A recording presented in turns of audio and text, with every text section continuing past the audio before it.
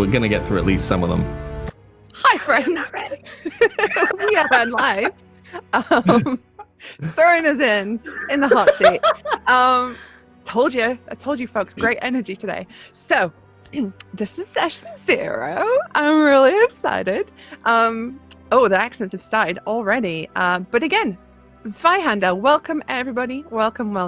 I think what we'll do is just say hi. We'll just tell you what, I'll just do it. This is session 0 for Zweihander, Betrayal of Heartholm. This is so professional. So, pull it together. Angie, I can't look at you. This is our session 0 for the upcoming campaign of our Zweihander this season. It is a continuation of our Hellfire plot, in which shenanigans ensued, plots to kidnap a queen were had, demons were unleashed, spells were flung, and abyssal, unknowable, terrible creatures were unleashed upon a city. What we'll do today is we will figure out more about Heartholm, the city itself, where these beautiful people fit in that city, and how they felt or reacted to or were affected by that catastrophic event in our finale. But before we dig in, I think we should maybe go to Past Charlie to have a chat with our sponsors, and then we'll do the whole other thing. Before we begin today's show, I would like to take some time to remind you about our sponsors.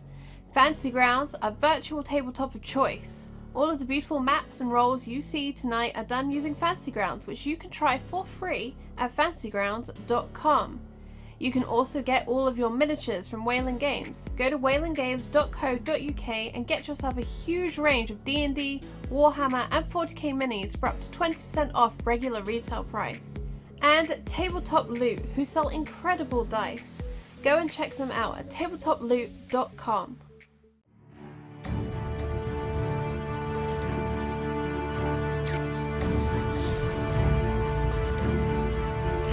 All right, and we're back. Thank you very much, Past Charlie, for those messages. And I think before we actually get into it, we should probably go around and say who we are and what we do. So I will go around in like a clockwise little wheel, because that's where we're at. Gabe, hi. Hi, I am Gabe, Game James Games. I am a game designer, cosplayer, and occasional voice actor. I'm working on a goblin dating sim, and it is one of the greatest and weirdest experiences of my life. Hell yes. And directly below Gabe, we have the wonderful Quinn. Hi, Quinn. Hello. I don't know what this voice is. I'm Quinn, Quintastic _ on Twitter. I am a TTRPG writer and actual player and person who does things, and I use she, they pronouns. Next to Quinn, we have Angie. Hey, Angie. Hi. I'm Angie, aka Banjalib. I am an artist and a streamer sometimes. Mostly I play a lot of games, mostly TTRPGs.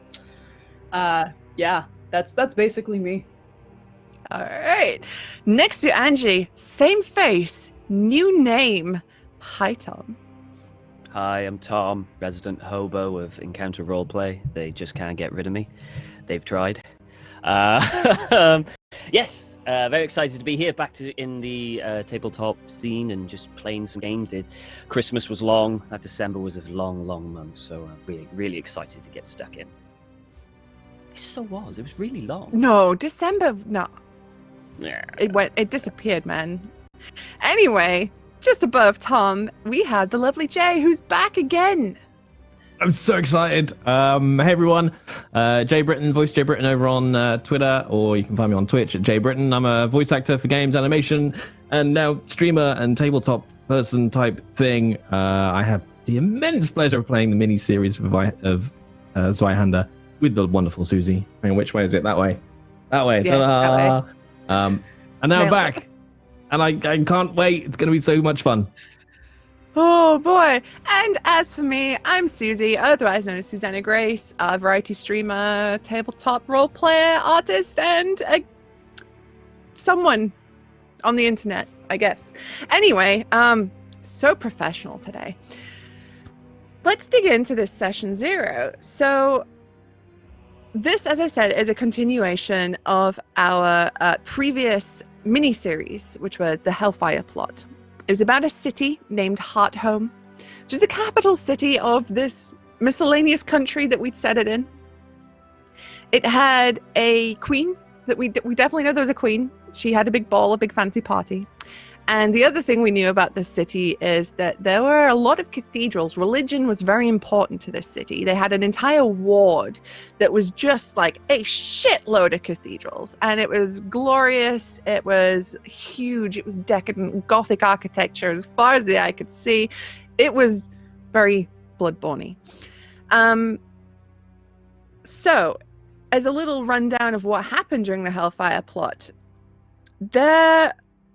every year in the city of Heartholm, the cathedrals band together, the churches band together for something known as the Great Hunt, in which a huge creature of murky origins is released into the city, and the churches sponsor hunters to go out and chase this creature through the city, and then eventually they ritually kill it as a sacrifice to the various gods. This year, a bunch of ne'er-do-wells, not looking at Jay there, interrupted the hunt, and the beast escaped. Now, as far as we know right now, we don't know where this beast is. It has vanished, although they believe that it hasn't yet left the city. There has been no sightings of this beast outside of the walls of Heartholm. While that was happening, the same ne'er-do-wells discovered a series of tunnels beneath the city, which eventually led them to the palace after murdering 2 young boys. But Jay, don't act innocent with me. They tripped and fell.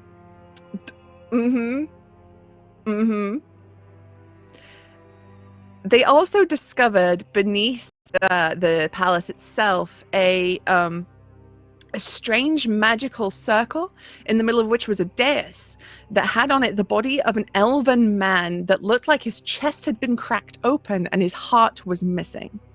As they investigated, he got up and attacked them. They fought him off and burned his body, making sure that he would never come back to haunt them. That would be fine. Dealt with. Out of the mind.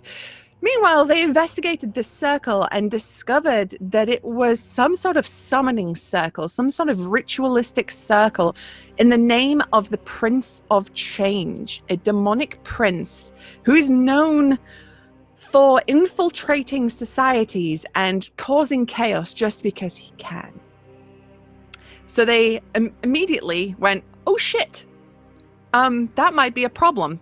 Headed up into the palace where the queen was throwing an elaborate ball to announce her official consort, a man by the name of Frederick von Holtz, a man from out of town who had arrived a few months ago and had quickly become the queen's favorite. The two were inseparable and, as tale would tell it, were madly in love with one another.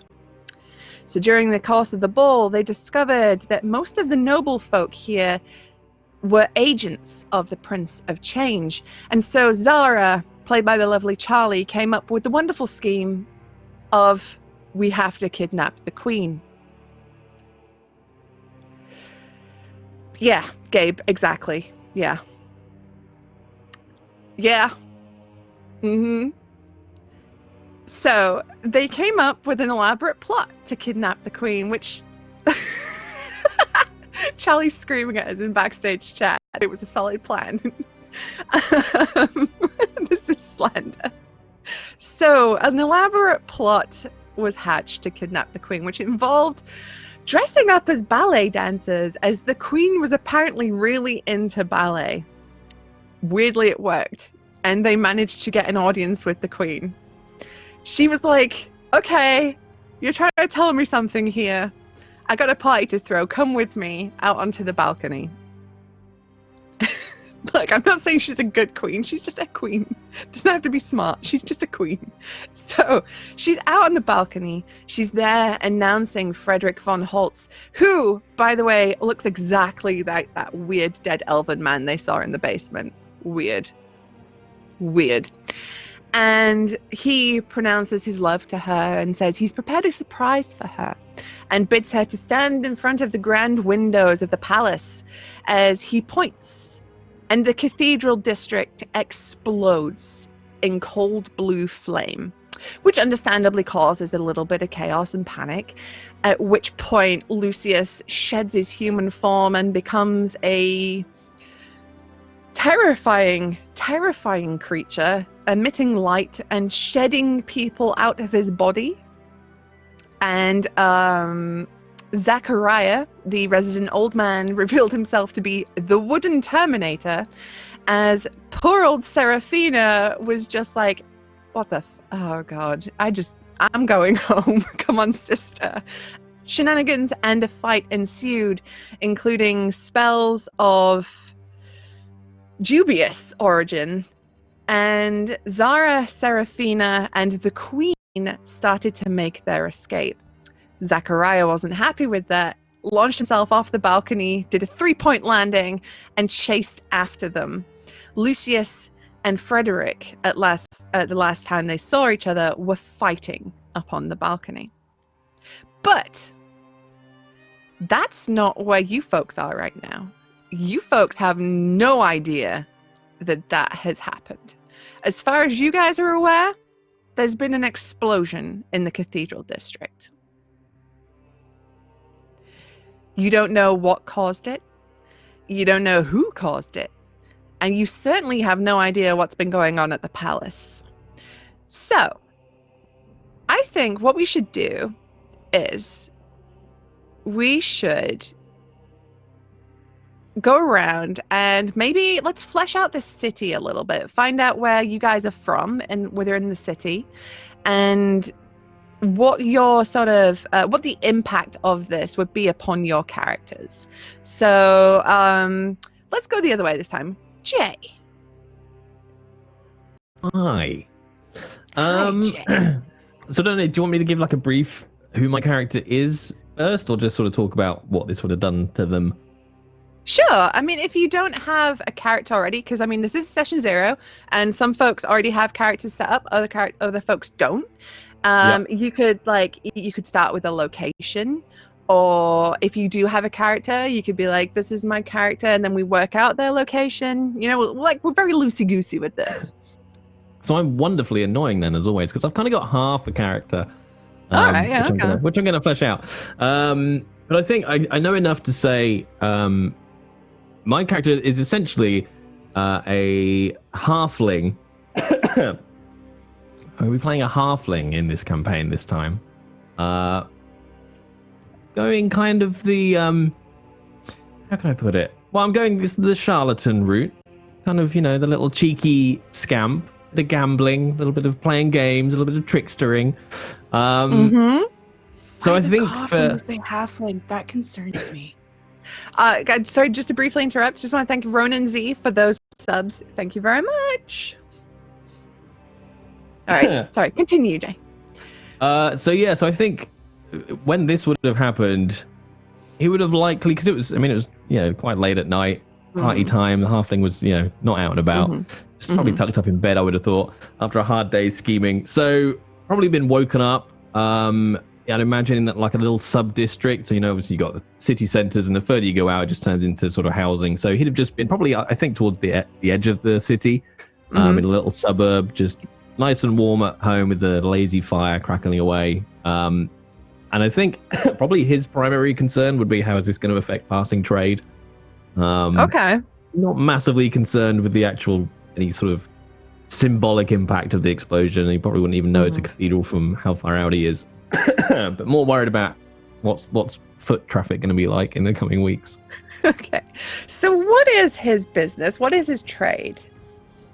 So he essentially on the front of it will just be a trader. So he just acquires goods, tries to trade them up, or for things that are more interesting. So he likes to know people quite well and know that, well, this thing I've got that's not worth much to him is worth a lot to you, and I'm going to trade it for this because I know it's worth more to him. So the typical trader, but has elastic morality, shall we say. Oh boy.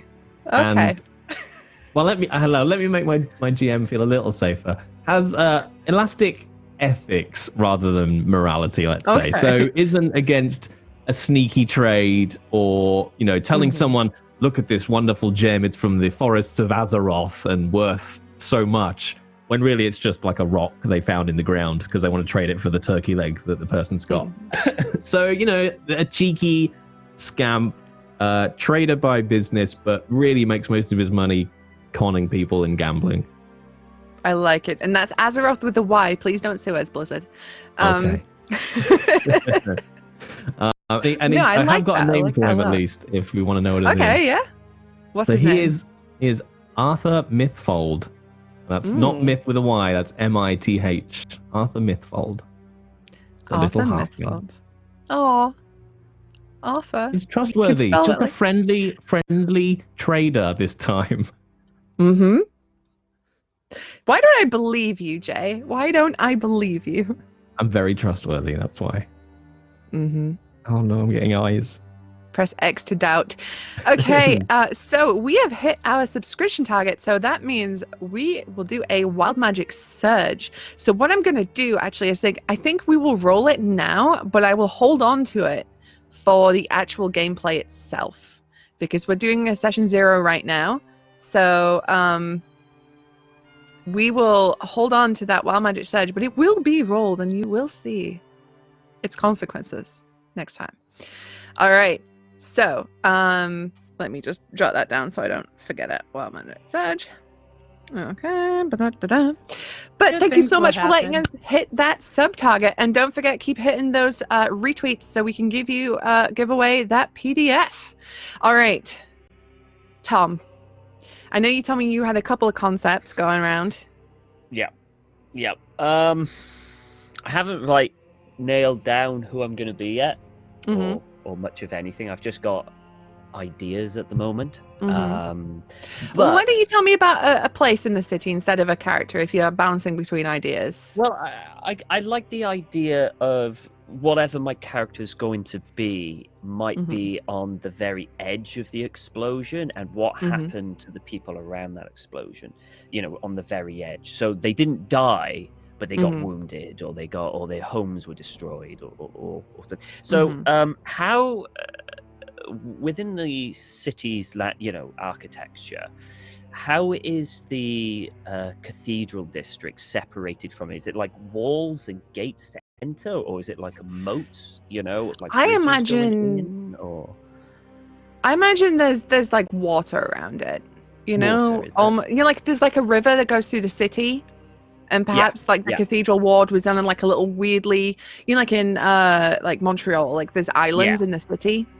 Yeah. Okay, that's cool, because I kind of like the idea of when it lights up, you've got people obviously just running for cover, jumping in the water, trying to get the hell out of the way, and you're going to have businesses that are just utterly destroyed. You're going to have pieces of masonry just being flung left, right, and center. It's going to be catastrophic around a certain radius, and where I wanted to kind of start my character was in that radius of the catastrophe. So and obviously the aftermath of it as well, it's just going to be like a smoking ruin. That's kind of what I've thought of so far. Just around the edge of. Yeah, absolutely. For a visual idea of what this looked like, if you've seen Game of Thrones season 7, I believe, when Cersei blows up the Baelor's Sept, and that bit of town just goes, and it's catastrophic, and you see the flames for miles around. It's kind of what it's like. So yeah, absolutely. Being on a sort of its own island, people are diving into the water to try and get away. The masonry is flung across. So even if there's a shopping district nearby, some shops, maybe residential, also not too far away, flying masonry will hit them and destroy those homes. That's really cool, Tom. I like that a lot. And your character is right there on the edge. Yeah. Sweet. Okay, Angie, what do we got in mind? I've basically entirely fleshed out this character. Her name is Herta Stellasdottir. She is an elf astrologer. I was about to say astrologian. That's a totally different game. But yeah, I like to think that where she was at, I don't think she's in the Cathedral district, rather. I think she's closer to like what would be more suburby. So more residential, more middle class. She's not like elite. She's not beggarly rather. She's right in the middle.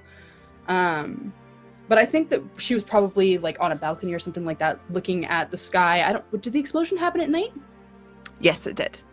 Yeah, I think she was looking at the sky, like trying to read the stars and see like what's going on, what has, the ether written that is going to happen. And I think she probably saw like a sign somewhere in the stars that something really big was going to happen. And, as she's just looking, that's when the explosion would have gone off. And it would have been one of those, oh, that was immediate. Okay. So she's probably like that. Yeah, she's probably like running outside trying to see if there's anybody she can go help, if there's anything she can do to abate the disaster. I guess. So being in like the suburbs and being sort of middle classy-ish, do you think maybe she's a neighbor of Arthur's? Because as being a merchant or a tradesman, he's going to have a decent sort of standard of living if he's making some good deals going on.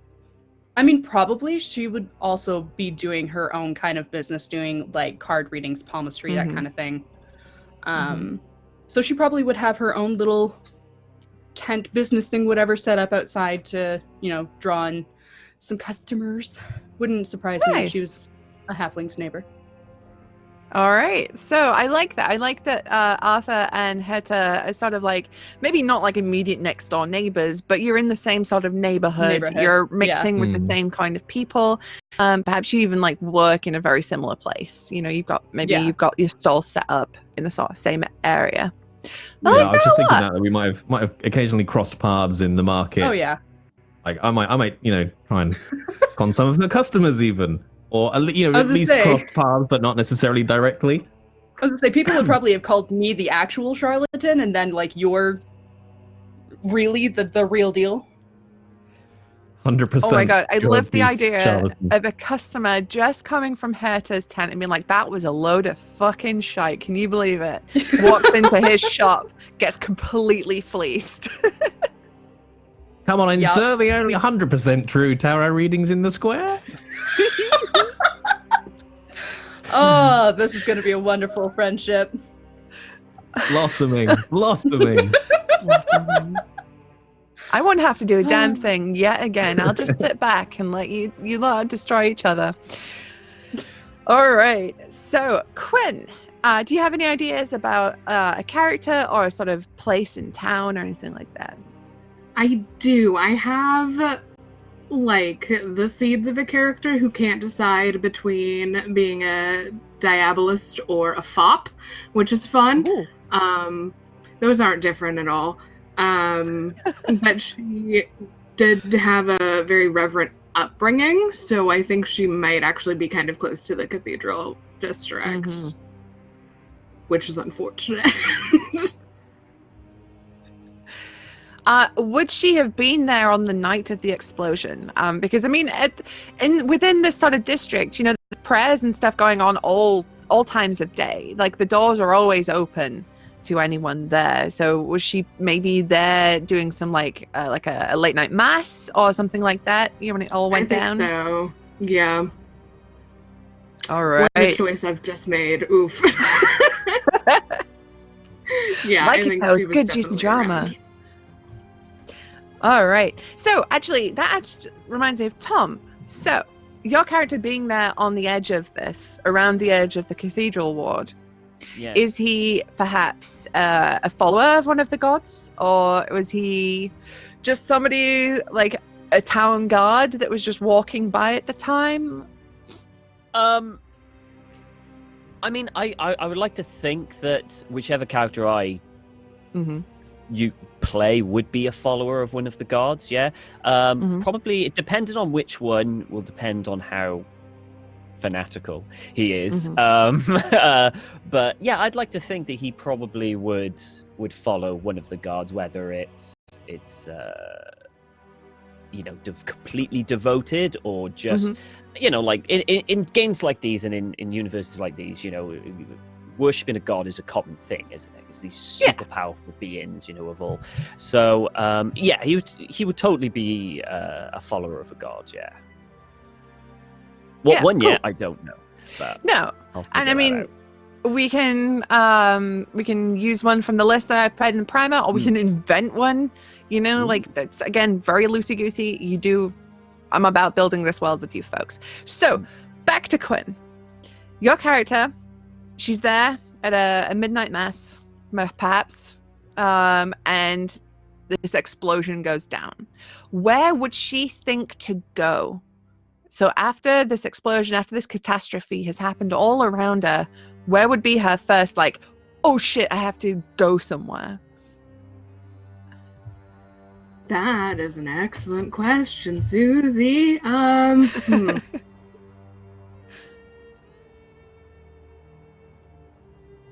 I feel like it kind of depends on whether or not she goes Diabolist or FOP. I feel like there's a lot on that right now. Because Diabolist, she's gonna go do the demon thing. I don't know.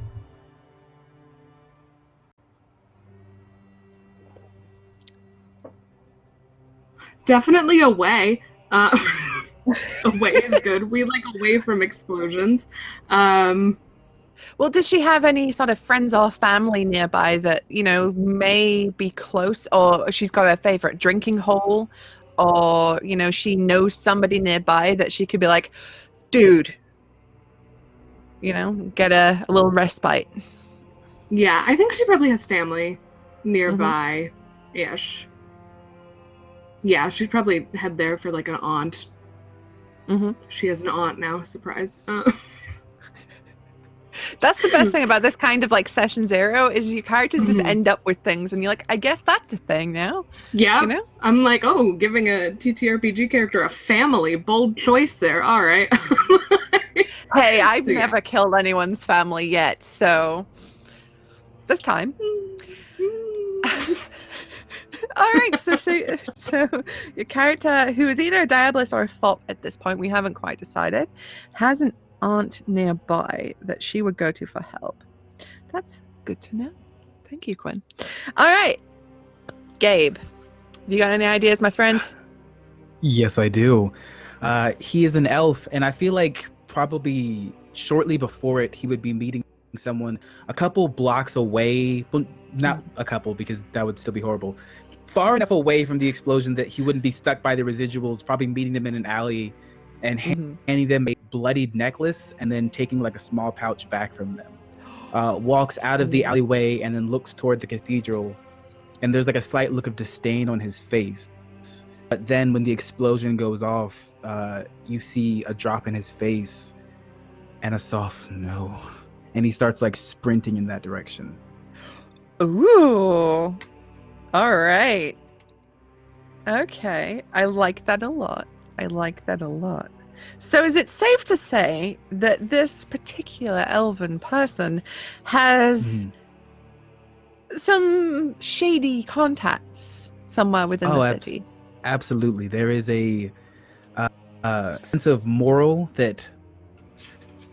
There's a sense of morality, and some people claim they have one, but he has a strict code that he follows. And if he breaks it, there's a particular reason for it. One of 3 reasons. Family, love, or necessity. Nice. All right. Okay. I like how this is shaping up. I like this. So we seem to have like Tom seems quite a by the books guy right this minute so far with his character. Angie seems quite by the books. And then we've got Jay, who claims he's by the books. I don't believe him for a second. We have Gabe, who is definitely not by the books. And Quinn, we haven't quite decided yet. Depends on who's writing the books, in my opinion. All right, so we kind of got like an established where you folks would be as this all sort of kicks off. Now we've got like the little seed of a character going on. Jay, Yes. you have someone in this city that you love. Who are they?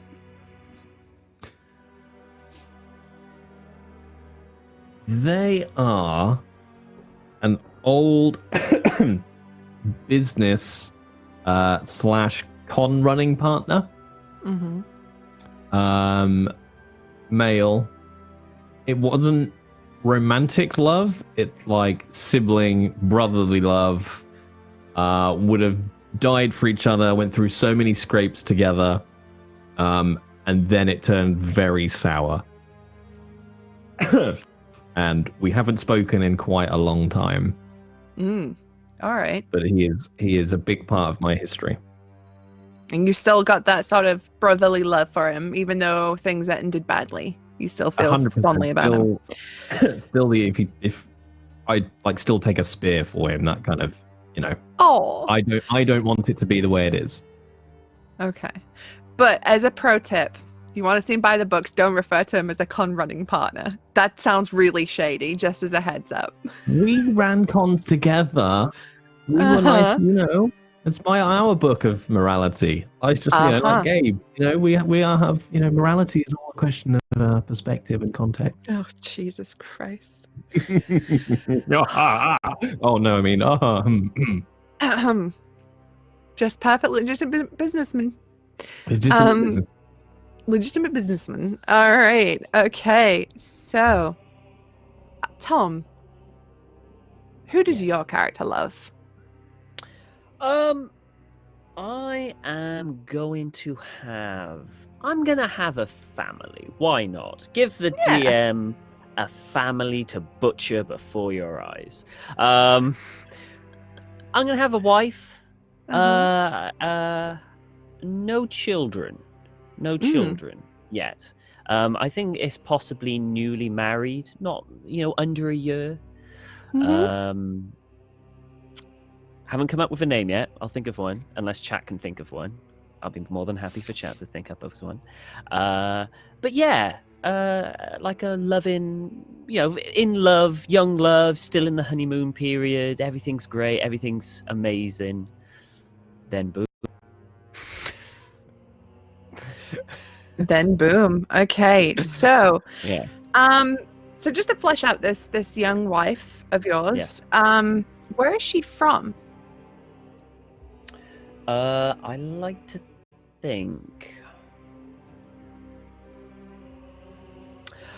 think she was outside of the city, and she was coming in on a pilgrimage to perhaps a temple or cathedral, and that's where I think I've nailed down who I'm going to be now, and that's where he met her.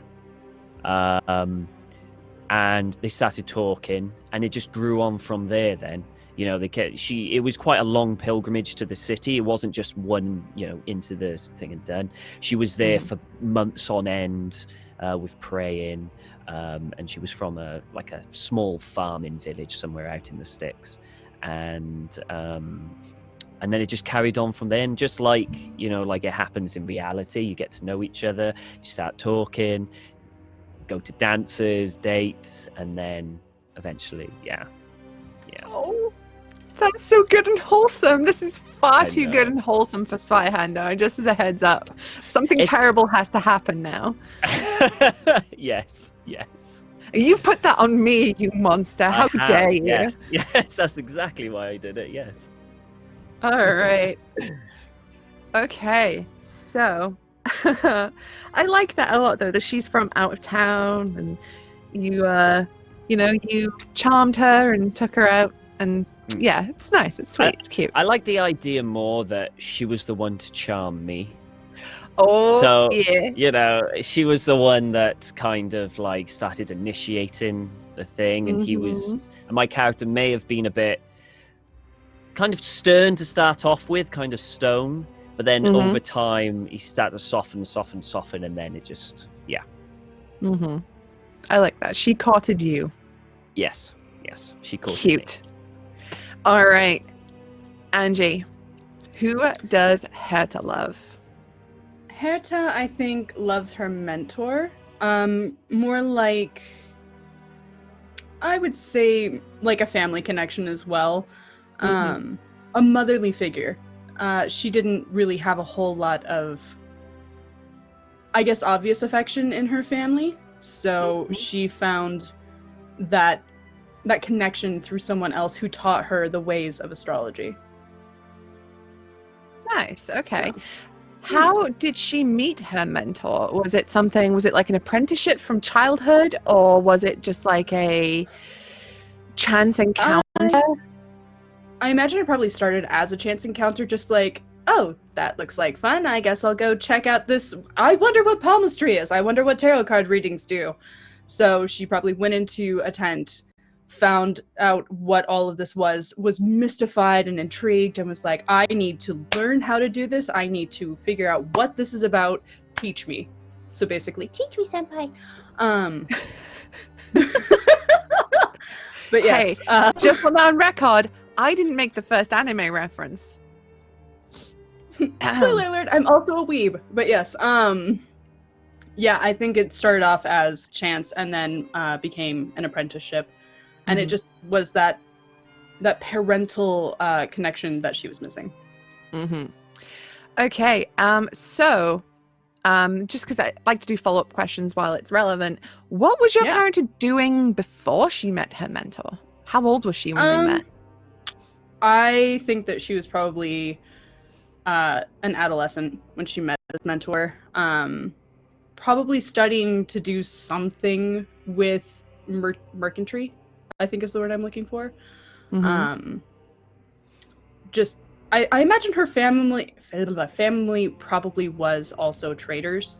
They probably transported goods from one city to another. I don't think she would have been involved in the moving of goods, but probably would have been taking stock, making sure everything was jotted down and everything. So, Okay. So I imagine, like, much like yourself, she set up a stall in Heartholm, and you saw her. You went in, were like, "Yo, this is really cool. Teach me." yes, pretty much. I like that. I like that a lot. Okay, so Quentin, who does your character love beyond her aunt, who's going to meet a terrible fate? I mean, what? Beyond her aunt who was going to die in episode 1. Got it. Let's see. I feel like that might be her only family left in the city. I think we're leaning Diabolist. I think we like demons too much to stay away. I have to like temper the wholesomeness in the group somehow. She's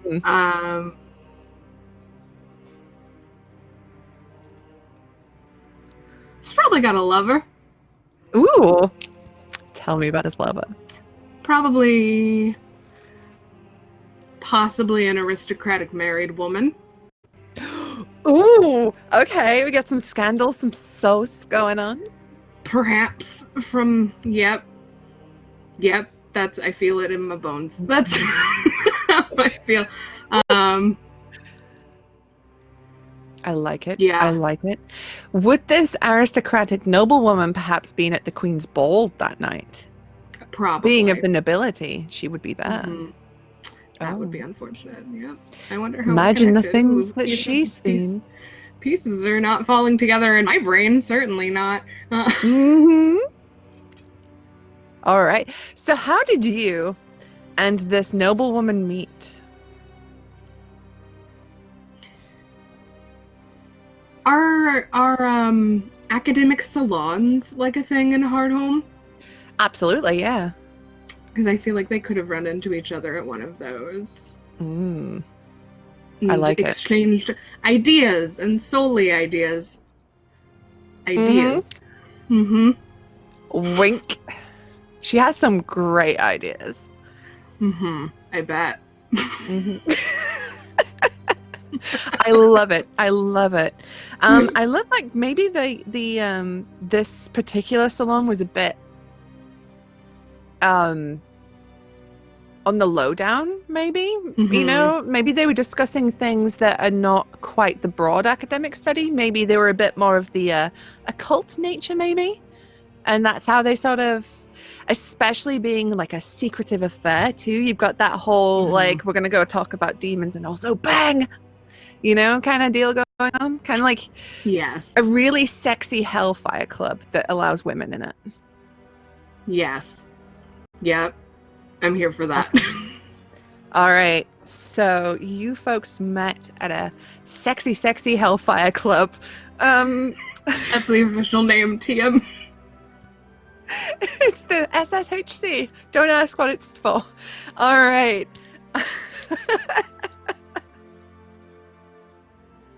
Okay, so I love it already. We've got some wholesome family, we got some scandal family, we've got Teach Me Senpai, and we've got old friends turned to rivals. Gabe, what have you got for us? I think it would be my sister from my adopted family, Nefa. Okay. I'd say she's probably around my age, caring and compassionate. I like it. So, an adopted family, huh? Mm-hmm. Tell me about the family. At some point, probably around the age, like if it was like 13-esque, his family just didn't come back. Oh, no. And he spent a couple days waiting, didn't find them, eventually ended up just finding an orphanage, and another family took him in. And it was another family of elves because they wanted him to feel welcome. And partially, again, because Neff would be around his age, it felt like a good fit. Then they would have real siblings. She talked to me that like my parents wouldn't have disappeared willingly. Something must have happened. She helped me see through the shade. And over time, she probably talked a lot about faith. And I thought she would be a little bit too reliant on it, but I wouldn't say it to her because she's just kind. So I also think that would be further in down the timeline. She probably talked about feeling unsure about herself and where she was at right now. So she would probably have planned to stop by the cathedral on that same day. Gotcha. Okay, so would you say growing up then with your adopted sister, you guys were really close? That you Yes, grew pretty absolutely. close. Okay. And I had a follow-up question, but my brain's just completely blank. That's so what did you folks get up to as kids? Were you like good kids or were you like little shits? I was not. I was not. She was. That was probably the problem. Okay, she was I would- probably I would covering for you a say, lot. I bet I can hit that person in the back of the head. And she's like, preferably don't. And then like I'd wait till she walked away and then I'd try. And then if I missed, I'd run like hell. Yeah, okay. So was she kind of the sibling that would like pick up your messes and then give you shit for it later on? Yes, absolutely. Okay, I really like that. Okay, that's a really good dynamic. All right. So we've all got our little families going on. We've got scandalous love affairs and whatnot. I like it. Okay, so my next question for you lovely folks would be so you have, beyond where we talked about at the beginning, you have like a favorite spot in the city, whether that's like a hideout spot, a chill out spot, a place to go get wankered with your friends. There's somewhere in the city that's like your little nook, your little happy place. Where is that? And Jay, I'm gonna start with you again. Cool. So I guess I have a question before I can answer it. Yes. In terms of like the religions and cathedral and gods, etc., I don't think it's one that particularly exists in the narrative so far. But like a god of commerce, a god of market, a god of trading, if that existed in the city, hit that chapel to that god would actually be Arthur's favorite place. Okay. It's where he'd Yeah, go and have a absolutely. quiet sort of contemplation before he if he's going off somewhere, he's going to try and do a big trade, or he's going to try and run a con. He'd just go there and ask for success and and to be looked after. Because although he is a charlatan, like I'm not going to trying to say he's not a charlatan, but he is, like, it's all about money and wealth and acquisition. So he might cheat someone, but he'd never kill someone. Like, he has quite clear lines. He's all about cheeky and getting money, and that's as far as his sort of ethics and morality will let him stretch. For now, I suppose, because Zweihander tends to break people, but yeah, we'll see. much more of like a Dell boy than a brick top, right? He's a cheeky lad getting some money rather than a hard-boiled gangster that will feed you to his pigs. Yeah, he just wants to make that one big trade that'll set him up for life, so he can kind of stop. But yeah, I imagine, and even like this cathedral, I don't even almost imagine it like a cathedral, but like an old trading post that has an old trading building or an old bank that has kind of over the years been turned into this sort of gathering place to worship this sort of god of commerce. Yeah, and I imagine they run maybe like a market inside of it still, right? There's still something going on within this cathedral. It's still an active marketplace. Yeah. And I imagine it's kind of like a huge badge of honor if you get to have a stall within this temple, because that means that you've made it, right? You've got the god of commerce smiling down on you as you're making your deals. Yeah, I really like that. Yeah, so that's his favorite spot.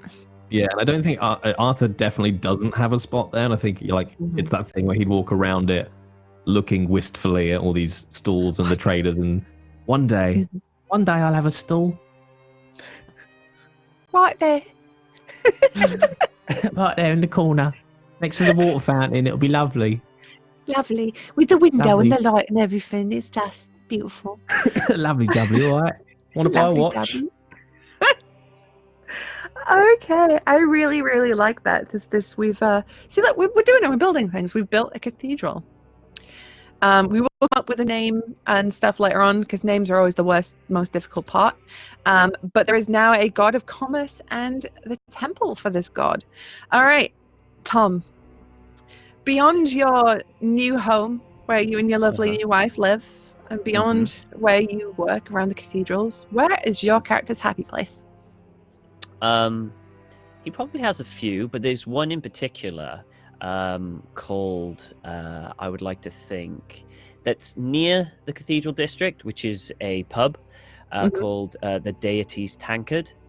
And to people who work in the Cathedral District, is colloquially known as, now that we've got a 14th god, the 14. Or if we get another one, the 15, depends on how many gods there are. It keeps changing. It just keeps changing. They have to kind of like etch it and just put another one in, you know. It's been done multiple times. You can actually see it on the big sign that's outside that hangs. They've had to chisel a little bit. But yeah, that's where he will probably hang out to have a drink, maybe after a shift.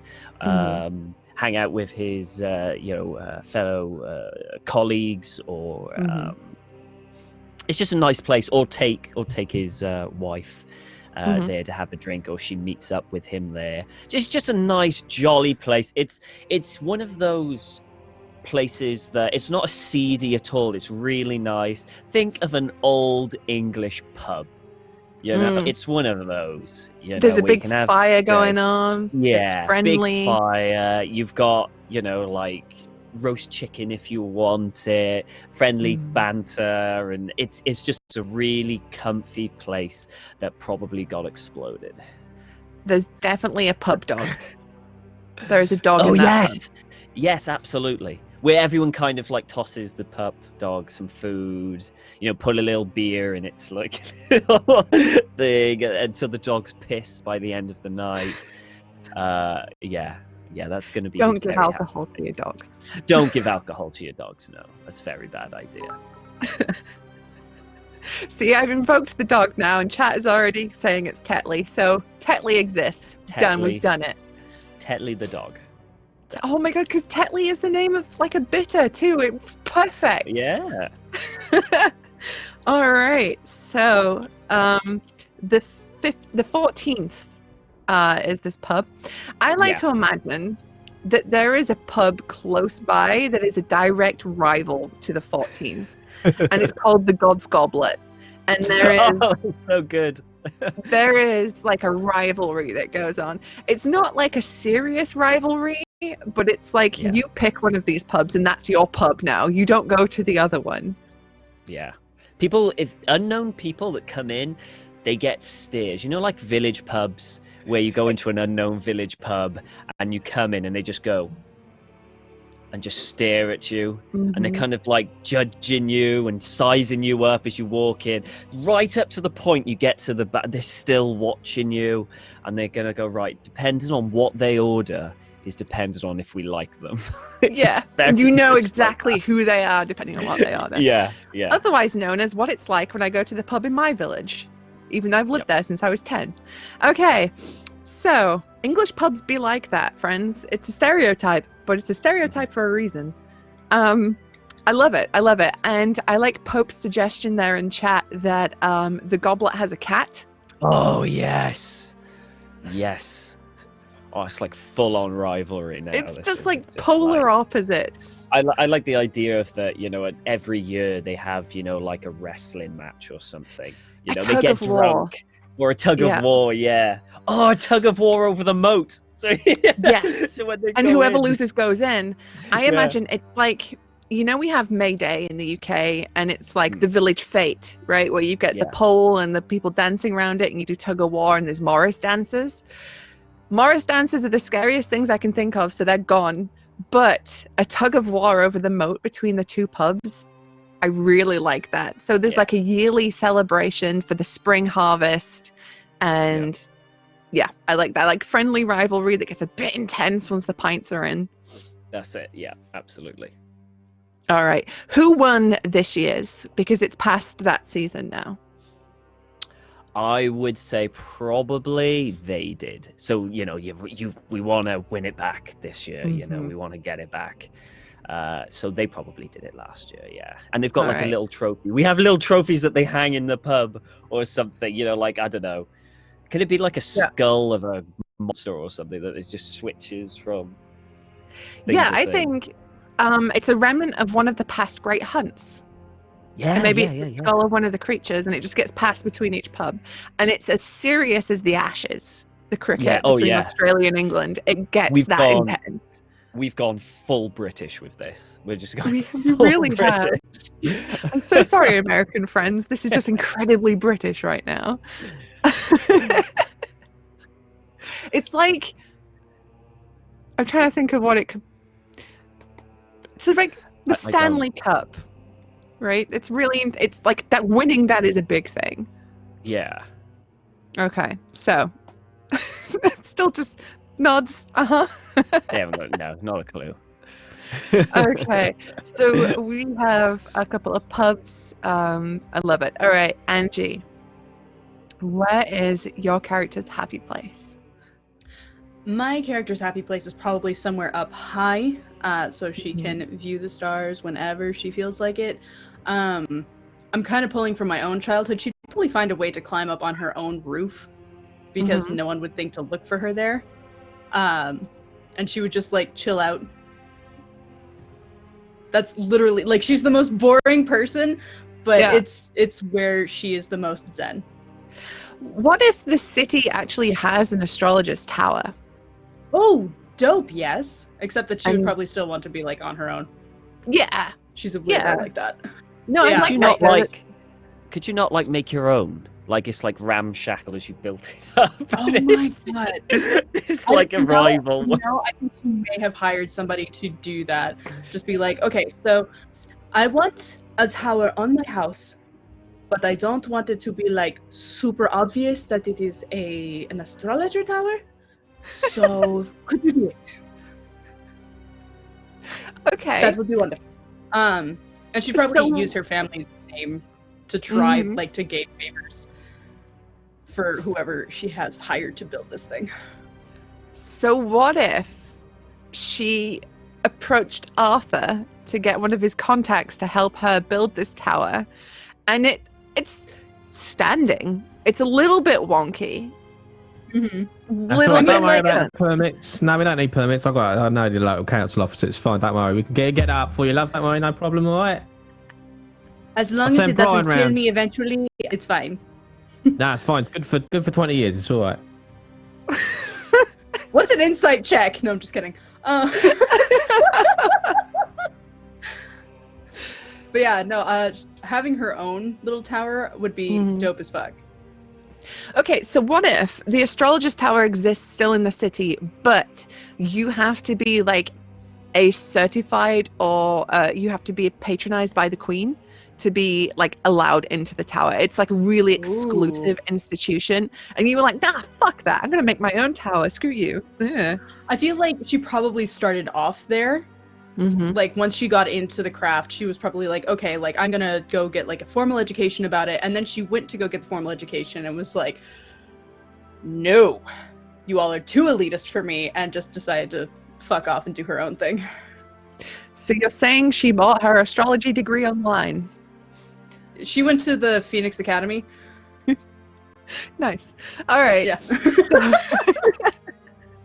Yeah. Like you can be an astrologer numeral2.com, like when you get officiated for a wedding. So Charlie just brought up a good point here in the chat. Charlie's character Zara was in a guild that was comprised of astrologers and soothsayers and the lot, who believed the world was ending. So maybe part of it was also, this is elitist and whoa, fatalistic. Bit culty. Yeah. I definitely see her going,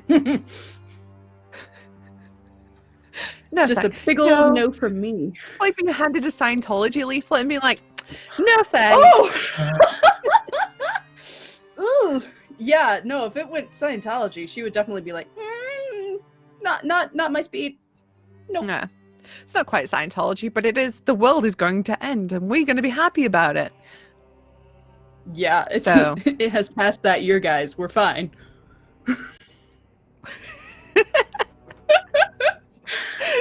Charlie's having a lot of feelings backstage right now.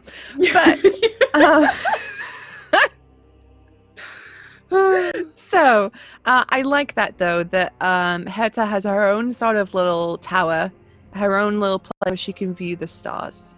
Because being in the suburbs sort of zone, there's not going to be like the cathedrals to contest with. There's not going to be like the light pollution of like the middle of the city. So she's got a good clear spot. I like that a lot. All right, Quinn, where is your character's little favorite spot? So I'm getting the sense that Violetta likes to keep up appearances real hard.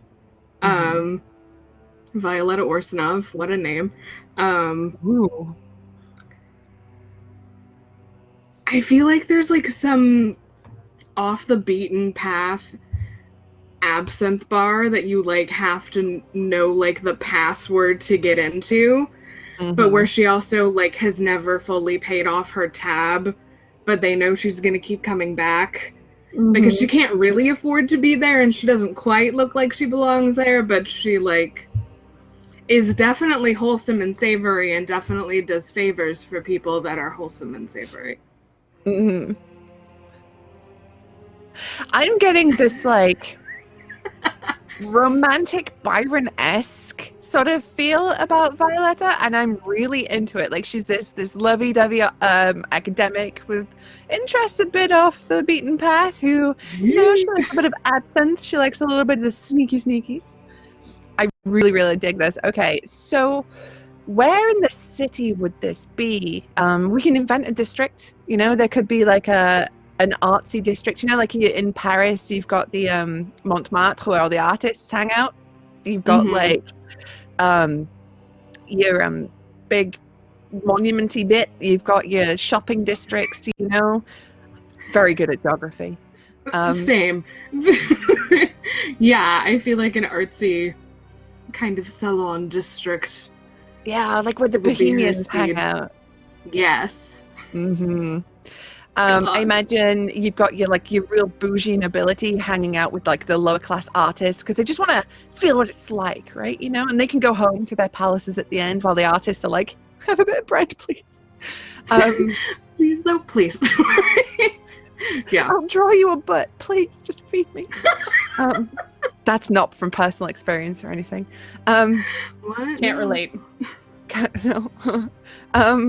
But yeah, so we have invented a sort of bohemian district now in the city, this artsy sort of quarter. I like it. Okay, so there'll be like artist studios, maybe there's like a theater there.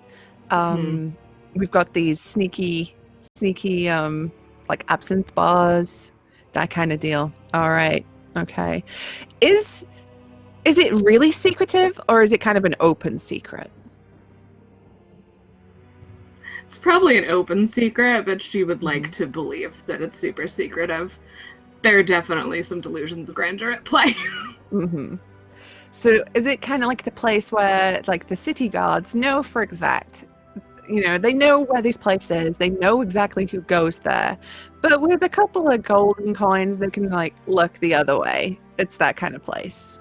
Yeah, absolutely. Okay. Cool. I dig that a lot. All right, Gabe, hit me with that happy place.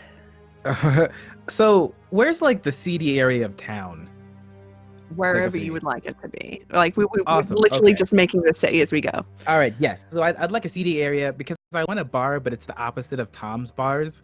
I want like the frisky gremlin. It's like the slogan is like loose grips, looser lips. Like there's gambling, there's rats. I feed the rats because they're very friendly. People are brawling there. It's a place where you can usually find people that want to pay the most because they don't want to be seen in a place where things actually matter.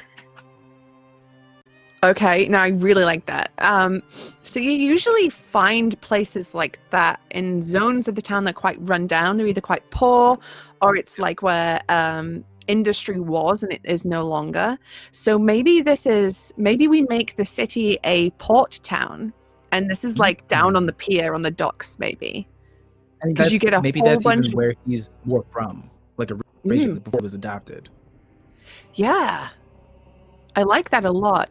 Because you get folks coming in and out, with a port. You get folks from all walks of life coming in. People are less likely to ask questions there. You can just go in a place and sit in a corner, all broody and menacingly, and the right person comes up to you. What Yes. about obviously with the dock? But I've always liked the idea of a seedy underbelly of a city, literally an underbelly. So like maybe there's a lot of waterways and there's a lot of sewers and a lot of pubs appear in those sewer things. So it like snakes through the entire city, which enables Like Riften people in to Skyrim. get across. Exactly, I'm ripping Riften Yeah. off. So like that. I like it. Yeah, I like that a lot. And I would like the idea that perhaps, Gabe, your character is quite familiar with these sewers and passageways, as I think he probably discovered them as a kid, running away from someone that he flicked something at. And he's just like, woof, ducked down into one. Yeah. And then like Neff was like, "Where were you?" I got lost. I just got lost. It's fine. And he would She, like, keep takes- exploring them on his own time. She takes one sniff and she's like, "Oh, you've been in the sewers. You stink. Get in the bath." Your sister's just like, disgusted. Yeah. Gee.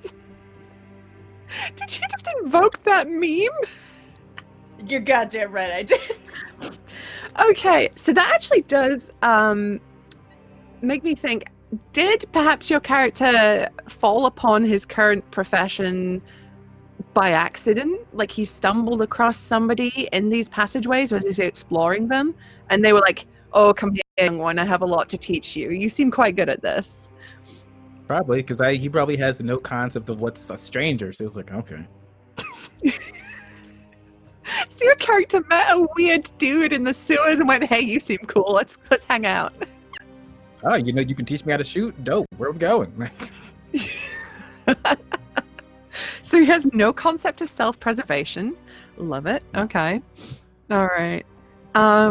So like maybe he started out doing sort of like low-level jobs for this dude, or this person. I'm saying dude, but they could be whoever. And this person maybe was like, "Hey, go over here and just distract the guards for me for a second while they did something," and then they like sort of trained you in how just slowly over time. Maybe not even the same person. Maybe you got like a low-level initiation into like a thieves guild or a gang or something like that. it would make sense why he has a code of like family and such, because it doesn't have to be. It could just be found family. Yeah. So what? Yeah, like what if he just basically got adopted by these criminals, and they're like, this kid's cool. I'm into it. I like it. All right, cool. So that is everybody's happy places, and I love how that ranges from a really wholesome pub to a really nasty ass stinky sewer with a sleazy bar on top of it. I'm about it. Okay. I really like, we've got like dualities here in this party, and I'm really, really about it. Okay. So that's about you guys. That's about the city. What do you folks think about the current sort of political situation we have going in the city? So just as a bit of context, there's a queen. She doesn't really do a whole bunch. She's more like a ceremonial head of state as far as you folks are aware. I mean, as commoners as most of you are, you really don't you wouldn't have that much information about how the sausage is made with regards to the city. But she is there. She is the figurehead. It is undeniable, however, how much power the churches seem to have gotten recently, at least. Their influence is spreading further. You know, there's more and more festivals these days. You know, there's like this cathedral district is expanding, and you see and like clergy members are being put on the city council and things like that. So just as a general sort of temperature take for you folks, how do you feel about that? Like, Jay, do you love the queen? Are you like, the queen should be the more ruler, the churches are out of hand, or how do you feel about that? So Arthur will be kind of straight down the middle. Like, I don't care. Like, he's not a royalist. He's, other than his, as far as he's concerned, his god of commerce, which he doesn't really view as some kind of, you know, all-powerful deity. It's just like, it's almost like a good luck charm to him. So as far as he's concerned, the church can stay, the queen can stay, because it gives him plenty of options for like, all right, do you want to buy a hand-embroidered carver here, the gorgeous queen? Look at her here, only 5 coins, shillings, silver, pence, come and have a look. There you go. So he's like, I can make a coin off of traveling people in this city, and you know, all these festivals are great for footfall. This is fine, and like picking pockets and all that kind of stuff.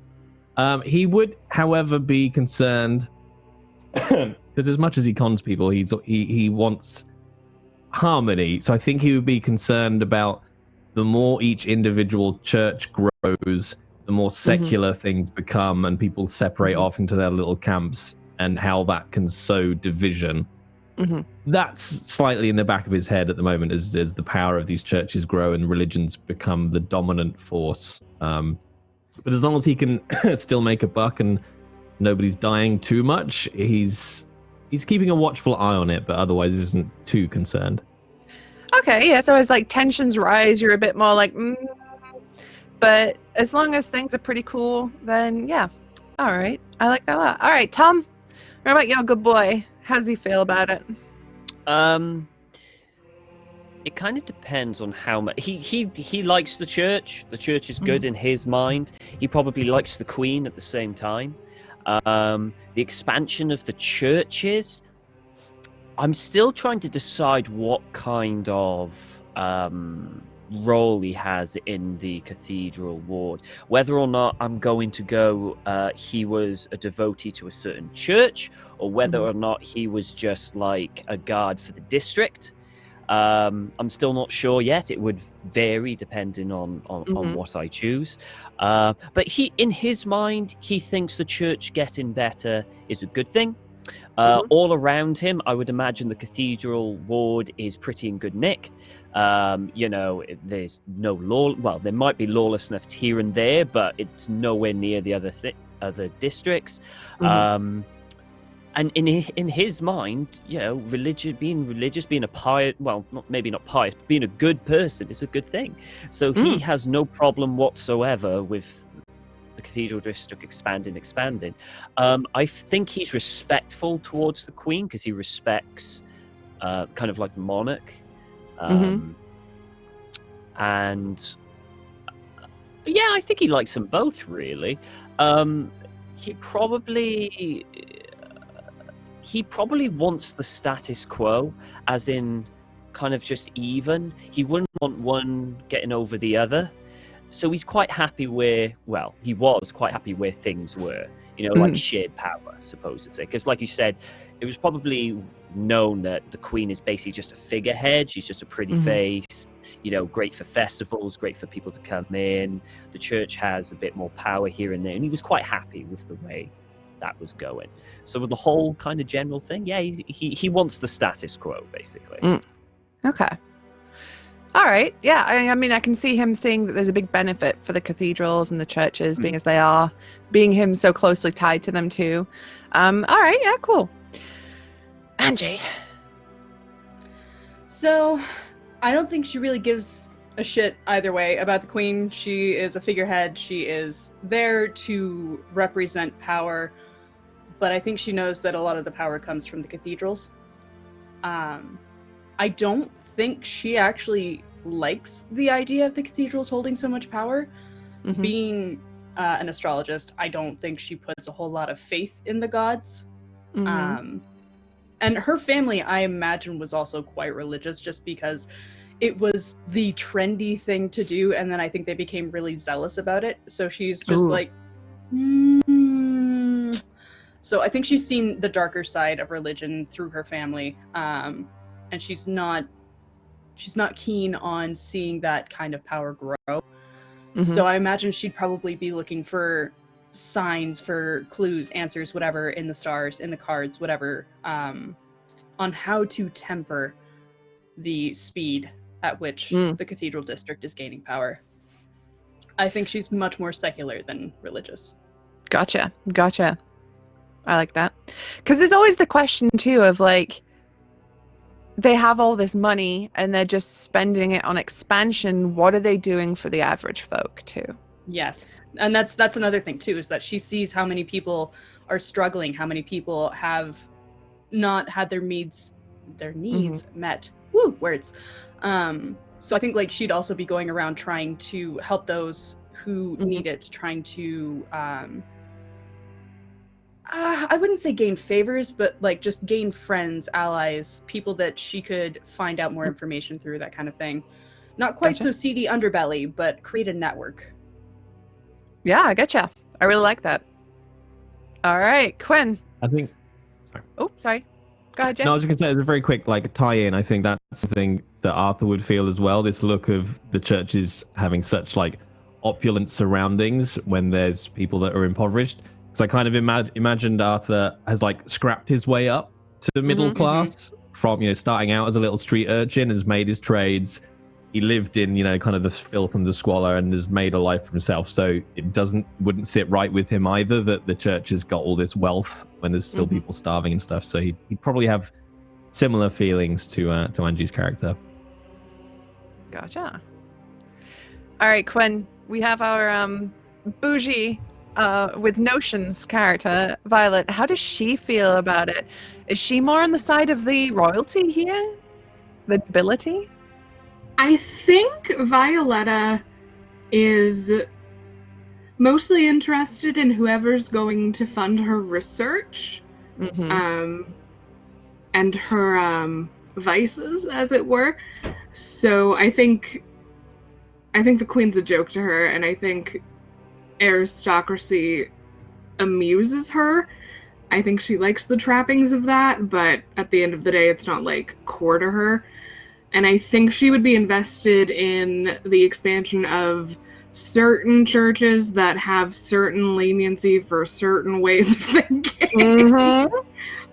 So she's just kind of, lawful good, the usual paladin-y. Oh, yeah. So pragmatic and selfless. And just... So selfless, no, I like that really. a lot. No, I mean, that's a perfectly valid position to take. That you don't really care one way or the other so long as your shit gets done. But I do like the idea that she's kind of on the surface on the side of the nobility because, like, that's where the fashion is. That's where the money is. And that's where all the people go drinking and things like that. I like that. I like that a lot. Okay. And Gabe, being our plucky upstart with a shady background, what are you thinking in terms of this? So the church is important to Nefa, and that's all that he really cares about. That it has a symbolic value to her, and if that's the case, he'll try to help preserve that. The queen is essentially a bust on a pedestal. She's fragile and she's up there just to look at, but if she crumbles and shatters, she can be replaced. That's it's sad, but it's true. Nobility pays, but sometimes nobility has to pay, so it's more of a self-preservation. The people who are more impoverished and struggle are the ones he usually feels safer around, and maybe even like his family is closer to the nobility, which is why he spends more times in the slum area because it's people are genuine, and all of that politics and conversation and talking and debating is an action, and it bores him. All right, that's really cool. I do like the idea that he's much more of a man of action, and politicking and that sort of stuff is just not his bag at all. He's just not what he's into. Because you can say pretty words and not follow up. And maybe that's what happened to him. Like his family were like, "We will be right back, don't worry," and just never did. Yeah. And so he can't trust what anybody says anymore. Action, not words. Yeah, which is why he fell in with the people with the underbelly, because they were always action. If they said they would do something, they did it. And I think he maybe respected that a lot. That's true, because they keep it at face value. You know what? I'm going to go probably shank that person. All right. Yeah. And it's like, that's problematic, but at least I knew directly what they were going to do. They were going to say, you know what? I'm going to go help these people. And then they're singing and dancing. And I'm like, that person's still starving. You're trash. No, I really, really like that a lot. Yeah, they're always upfront, honest about it. They may do some shitty things, but they're not going to bullshit you about it. Yeah. Did you shoot that person? My arrow is my name is on the arrow. Yes. Yes, I did, and I got paid for it too. Here's the coin. Yeah. No, I really, really love that. Okay, that's fantastic. Okay. So I'm not going to ask you something real quick, because I feel like, just based on things that I've heard, I feel like Gabe's character would have run across Jay's and mine a few times, because like if Jay's character and mine have been going through and helping the impoverished, I feel like we would have at least like seen, maybe not come like cross actual paths, but seen each other. It's like that nod of like, okay, I see you, and then yeah. Just kind of like that. Yeah, all right. I'd imagine Arthur's like probably not intimately familiar, but knows about the undertunnels, because you probably use it to occasionally like smuggling something exotic from the outside, or get something out, or go and meet someone to do a deal. Doesn't live down there, but he uses them, so probably is cross paths. I can see my character seeing yours in the tunnel, and then like seeing what you do outside of it. And maybe less acknowledgement, but more of just like intrigue, but not necessarily concern. Just like, okay, maybe like you're not doing anything so like bad. awful, so yeah. Anyway, Curious about my double life. At any point, if anybody has anything to add, please do feel free to hop in.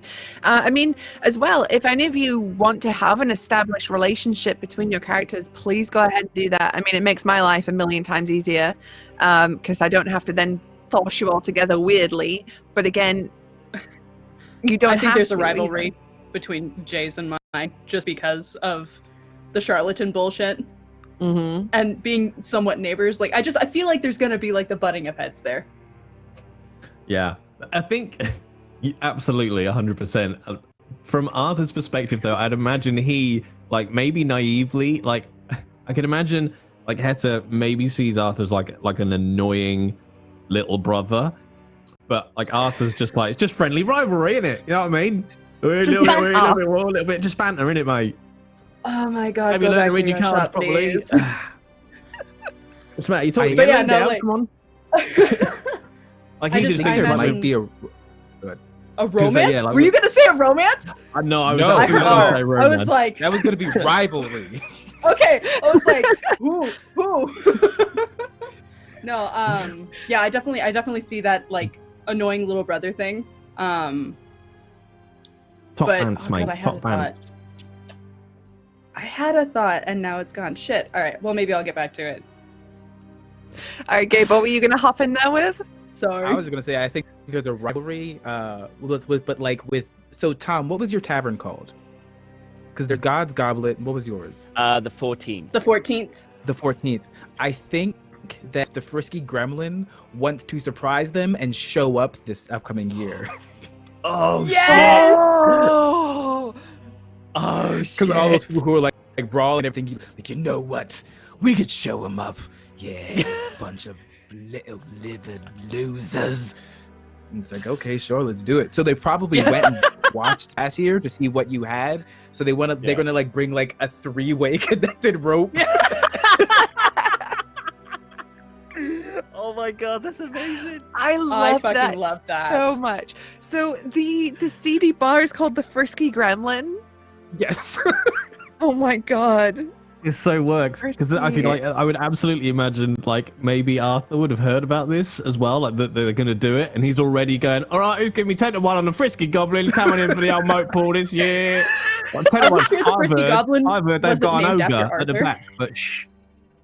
Are we sure the Frisky Gremlin wasn't named after Arthur? It's entirely possible. My feeling, I'm a halfling. I'm an halfling, not a goblin, all right? You can Don't still be a recognise your gremlin halfling. and be a halfling. Oh, You know, you might give my you a free feelings. drink every now and then when you come in, and then whenever you leave, they treat you like a lucky charm. Round on everyone, the little gremlin came in again. And every time I'm going, I'm an halfling. All right, little gremlin, on you go. Aw. You know, I maybe wanna I do like do- seeing you. I get a free Yeah. drink out of it. man, I am if we looking like ever have to do like a one shot, I want to do the pub crawl of Heartholm. Oh God. Please, can we? How the trouble good is would it that just, be? It just end with every character going, oh look, mate, I love you. All right? I Just fucking really love you, mate. Fucking let's go and get a kebab, all right? And just stop all this. Oh my god, that is like You might the most not British be a thing you gremlin could or a say. goblin, but you gobble my heart. I love you. Right, shots. Let's do we're doing shots now. All right, get the absinthe tree.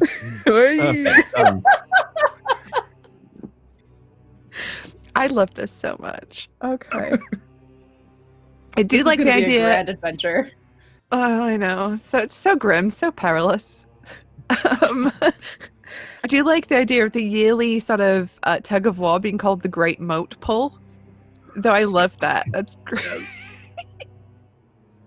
Okay, so where the fuck was I in terms of questions?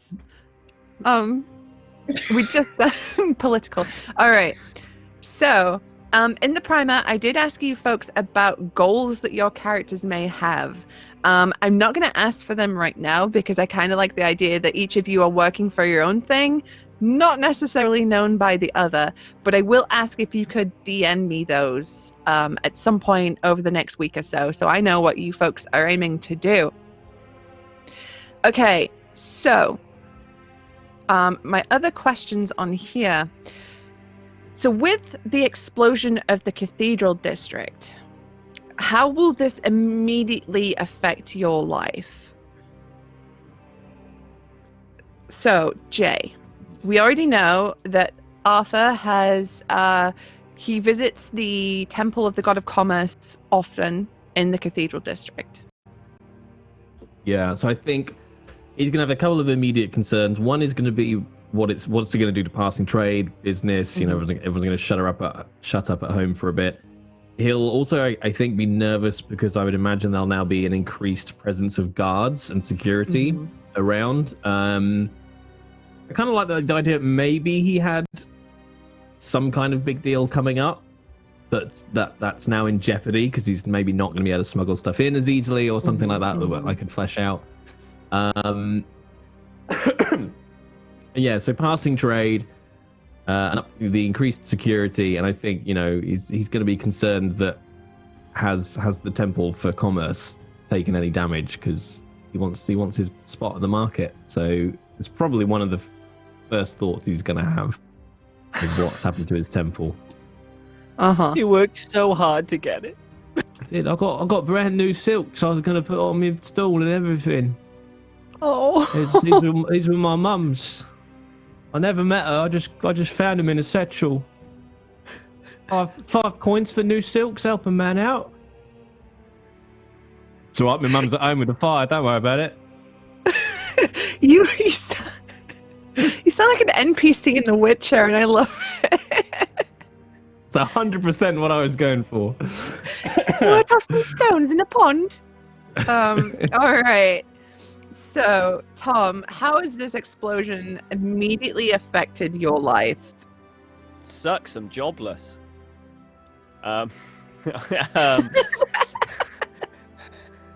No, it's gonna change practically almost everything.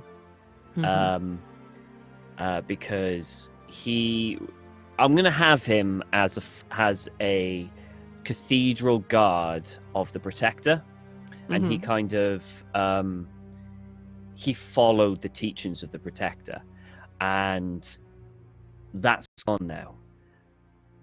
He failed, and now he has to deal with that in his own way. And if you remember what I sent to you on Discord, Uh-huh. I'm gonna go with that angle, with kind Gotcha. of how he's going. Yeah, which is a bit cryptic, I know, but I think it's important not to say it. You know. Uh-huh. No, I got you. I got you. Yeah. Just had to quickly look at it just to remind myself, but I got you. All right. I like that a lot. That's really, really cool. All right. So, Angie, this immediate explosion, how has it affected you right now? Right now, I imagine her family's probably freaking the fuck out. So she's half the reason she probably left is to get away from that, but also, because people are going to be hurt. So she wants to help out where she can. I think for her, she's concerned about people turning this into like a martyr kind of case.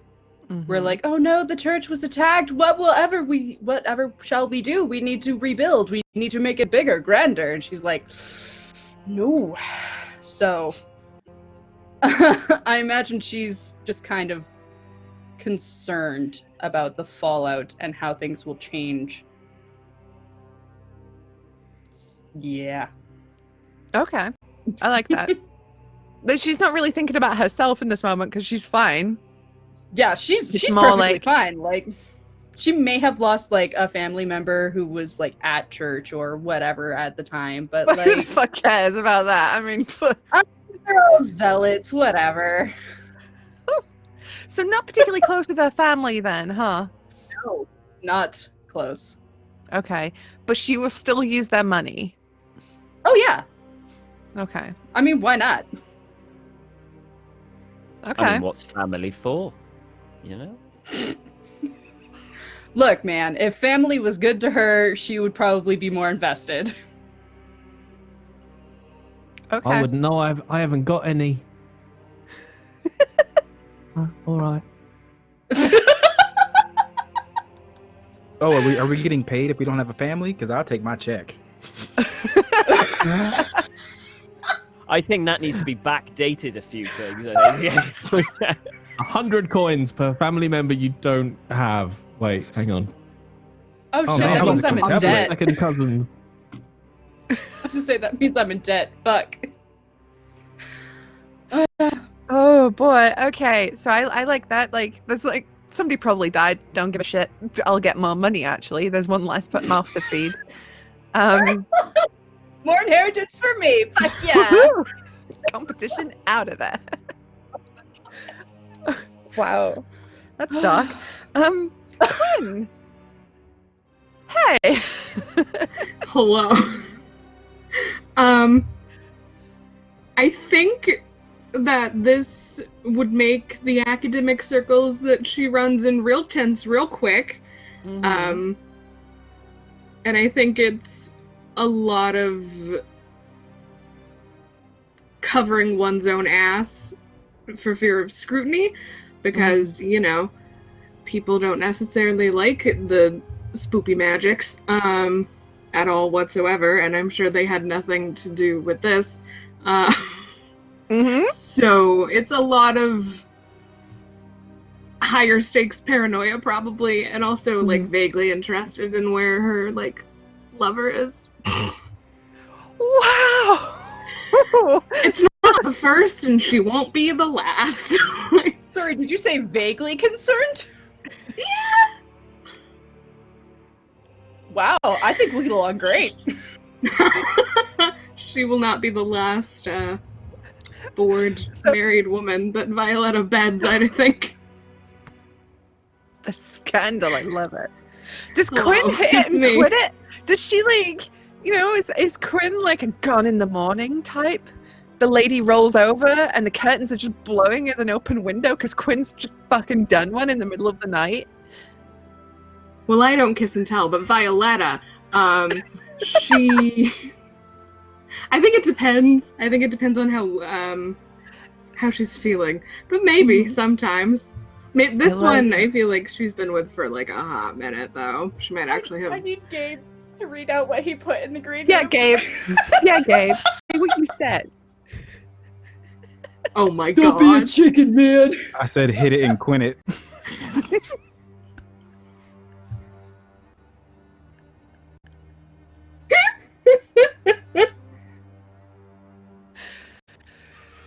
I love it. I love it.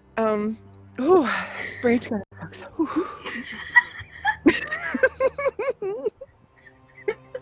So, I feel like for Violetta, there's definitely, I think there's probably a fear, but also intense curiosity about it, because the flames which like covered the Cathedral district were like blue. Fire isn't blue. And reports will eventually reach you that the fire was not hot. This explosion was not hot. It was ice cold. Oh, that sounds up her alley.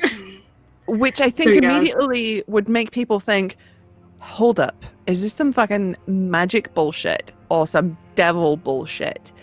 And I feel like fear and superstition of that would actually be rampant. In the immediate aftermath. Which is great news for Violetta. She'll be fine. Yep. She'll be so fine. So, great. Don't even worry about it. Not even worry about it. Doc Crimbo in chat just said the church starts worshipping the frisky gremlin, calling it now. Oh boy. Okay. So, Gabe, in this immediate aftermath, we saw your character handing over that bloody necklace and sprinting for the city. But what does that mean for Gabe? Not your Gabe, not not the character. What does that mean for the character in that immediate aftermath? Like, what is his thoughts as this thing explodes beyond like, oh shit, my sister? 3 things. First one is my sister dead? If not, will she be okay? And then after he's had those 2 thoughts, it may mean some of the spoiled pompous will probably be afraid. That makes them vulnerable. Okay. So you're seeing the business opportunities. Oh yeah, because as long as my sister's fine, I can go back to everyone else and we can start working. Nice. Okay. I really like that. So we did also sort of establish that your character was kind of concerned about like the everyday folk too, right? He had that kind of little bit of that generous charitable streak in him. Would he be like concerned about the sure to be huge loss of life here? Would that be like a major thing at the forefront of his mind, or would it be one of those, I need to compartmentalize this for now? It probably has to be compartmentalized because his sister is more important than anything else. And then after she is fine, if he can help some of the other lesser helped or the impoverished, he will. But it's also the thought that most of the people involved with this church and such are probably the more better off. Because is it assumed that they didn't really help the poor very much anyways, since it was so regal and well off. Okay. I mean, they probably did, how, little donation things here and there, for Soup publicity. kitchens. Soup kitchens. I mean, they would help occasionally, but it wasn't like, I would imagine, the way I saw it, it wasn't like they would help elevate anyone. Mm-hmm. It was just, here you go, you can live another day with this. Was that happening near the church, do you think, or like further out away from it? I would have thought that they would have, particularly in the poorer areas, they would have buildings like soup kitchens in the poorer areas, and then the churches would pay for that for deliveries. They didn't actually go into the areas because that's beneath them. They paid someone to run it, and people would go there with them paying for it. I think if that's the case, he'd probably go check those places to make sure they didn't get worse afterwards. Mm-hmm. Because it's like they could start lessening how much they're giving to people, and then that's a problem because then people are starving. Yeah, I like that a lot. I did see Jay make a face there when Tom was like, the churches pay people to go feed the poor people. Oh yeah, I had an immediate thought that sort of worked for Arthur, and then it actually went against his character, but now I figured out how to make it right. Is that I was going to say he does that thing where he does it for the church, like takes the money and pockets some himself. But I think because of where he came from, he wouldn't do that. He'd find a way to screw the church over more, and it'd go, yeah, well, no, I think, you want to feed the poor, it's going to cost you, you see, 1, 2, carry the 1, minus the 4, 6 coins per head. When he knows it's only going to cost 4, he can just give 2 coins to everyone that comes to the soup kitchen. So he's clearly ripping the church off. If I ever found that out, it would make me like you way more. Do people know that? I think Arthur would keep it a secret, because he if he's going to be a kind of charlatan rogue trader, he doesn't particularly want people finding out that he has. It would make sense why you use the sewers too. Yeah. So yeah, I think that works. You have a reputation to uphold, so nobody can know. Yeah. Wait, why is the Valley Girl voice come out? Let's put that back in the box. Let's put it back in the box. Like, if you want Arthur to be a Valley Girl, like Oh giving my out God, movies, No. Put it Like- in the box. Well, Seal the box street, tight. folks. Nobody Put can it have in. Gremlin after midnight. I mean, like, I guess Violetta could, like, join, maybe? oh, like totally, we could go to the mall and get our hair done and like Okay, where's the lines? I'm adding. The church goes down and you all turn into Valley Girls. Like, those are demons. Put them down. Yeah, that is. If everyone turning into Valley Girls isn't the sign of the end times, I don't know. Oh my God, Tom, just take a chill pill. That's Only called demons cyanide. would say that Valley Girls are demons. And, like, there's nothing wrong with demons anyway. I don't know why we would blame them for, like, anything terrible happening ever. Like, oh my God. You know what? Everyone's going to the Frisky Gremlin, and we're going to have a shot of holy water. That's what's happening. Shut up, holy water. Cleanse yourselves, please. Yes. I like to think that that's an actual drink, but it's just vodka. Yes. It's just expensive water. Yeah. Just a double vodka. Yeah. Is this a demon-free raid? Going into Heartholm's Starbucks. Be like a pumpkin spice latte, low-fat, demon-free, thanks. Soy no froth, please. With an extra shot. No. And Not like, Valley okay. Girl without pumpkin. pickle fry. On the subject of demons, we know someone here, not naming names, thinks demons are great. But how did the rest of you feel about them? Because I imagine in a setting like Heartholm, you have like superstition of magic is kind of a common thing amongst your everyday folk. They're like, don't want none of that witchcraft near me. It's it's unnatural, it ain't right.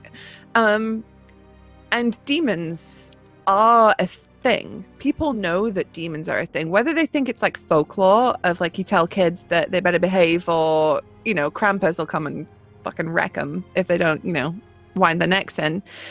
Or some people blame poor harvests or anything like that upon demons. How do your characters feel about them? Do you think they're even real? Are you interested in them? Are you afraid of them? So Jay. Come on, we go the other way. No. Okay, we can go the other way. Gabe let's- seemed to have a straightaway answer. Someone's got, go for it, Gabe. All right, we'll go the other way. Gabe, hi. Hey. Probably not an issue. Like, the closest that I've come to demons are people. So if they exist, are not doing much, who cares? Don't worry about it. Don't stress about it. The whole church mumbo jumbo, Neffa can believe in whatever she wants, but until something pops out of the ground and tries to eat a neighbor, who cares? All right. So you're of the man is the real monster school of thought. Basically. Yeah. Okay. I haven't happened yet, so. Hey, I mean, that's fair enough. As from your experience, you know that people are fucked. Yes. So yeah. Okay. Quentin. So Violetta, sorry, I keep calling her Violetta, but it's Violetta, is super into demons and study of them. Why? Allegedly, can't prove a thing. Why did they provoke such an interest for her?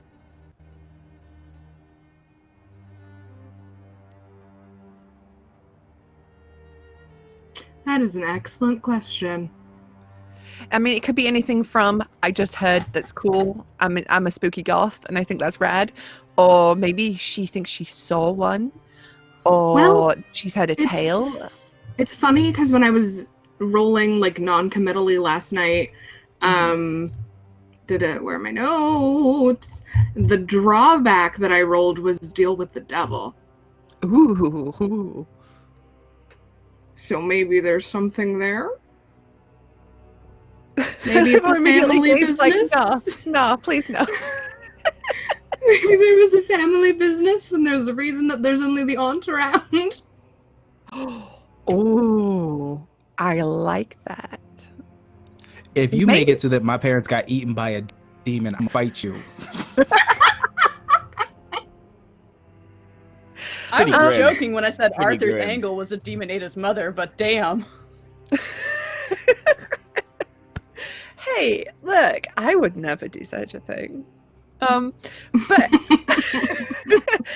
Quint, what if the reason why her aunt is the only one left around is that maybe her parents made some sort of bargain somewhere, and you don't know whether that was with a demon or not, but it seemed to have gone real badly for them. And they just kind of didn't come home. Yeah, I'm down for that. I like that a lot. Okay. And so from that day on, she's been like, I need to find out what the fuck happened, because damn. All right. Okay. That's a cool angle. I like that. Demons? Question mark? All right. Angie. Are the demons written in the stars? I mean, honestly, they probably are. If they're real, then they do have an influence on the world, which would be reflected in the stars and the cards. I don't know if she necessarily fears them, but I think she would absolutely have a very healthy respect for them. Mm-hmm. I don't think she likes them, though. She knows that they have influence. She knows that they can do things, but she's like, I really don't want to work with them, and I'd rather they not be here. But, yeah, I see that one. But green room is fun, you guys. But yeah, I don't think she's had any dealings with them per se, but I think she may have encountered a couple, just like within her readings or in her scrying or anything. Mm-hmm. Guys, quit it. I'm easily distracted. Jay, you need to go to jail. To jail? I live for those looks. So, Angie's fired.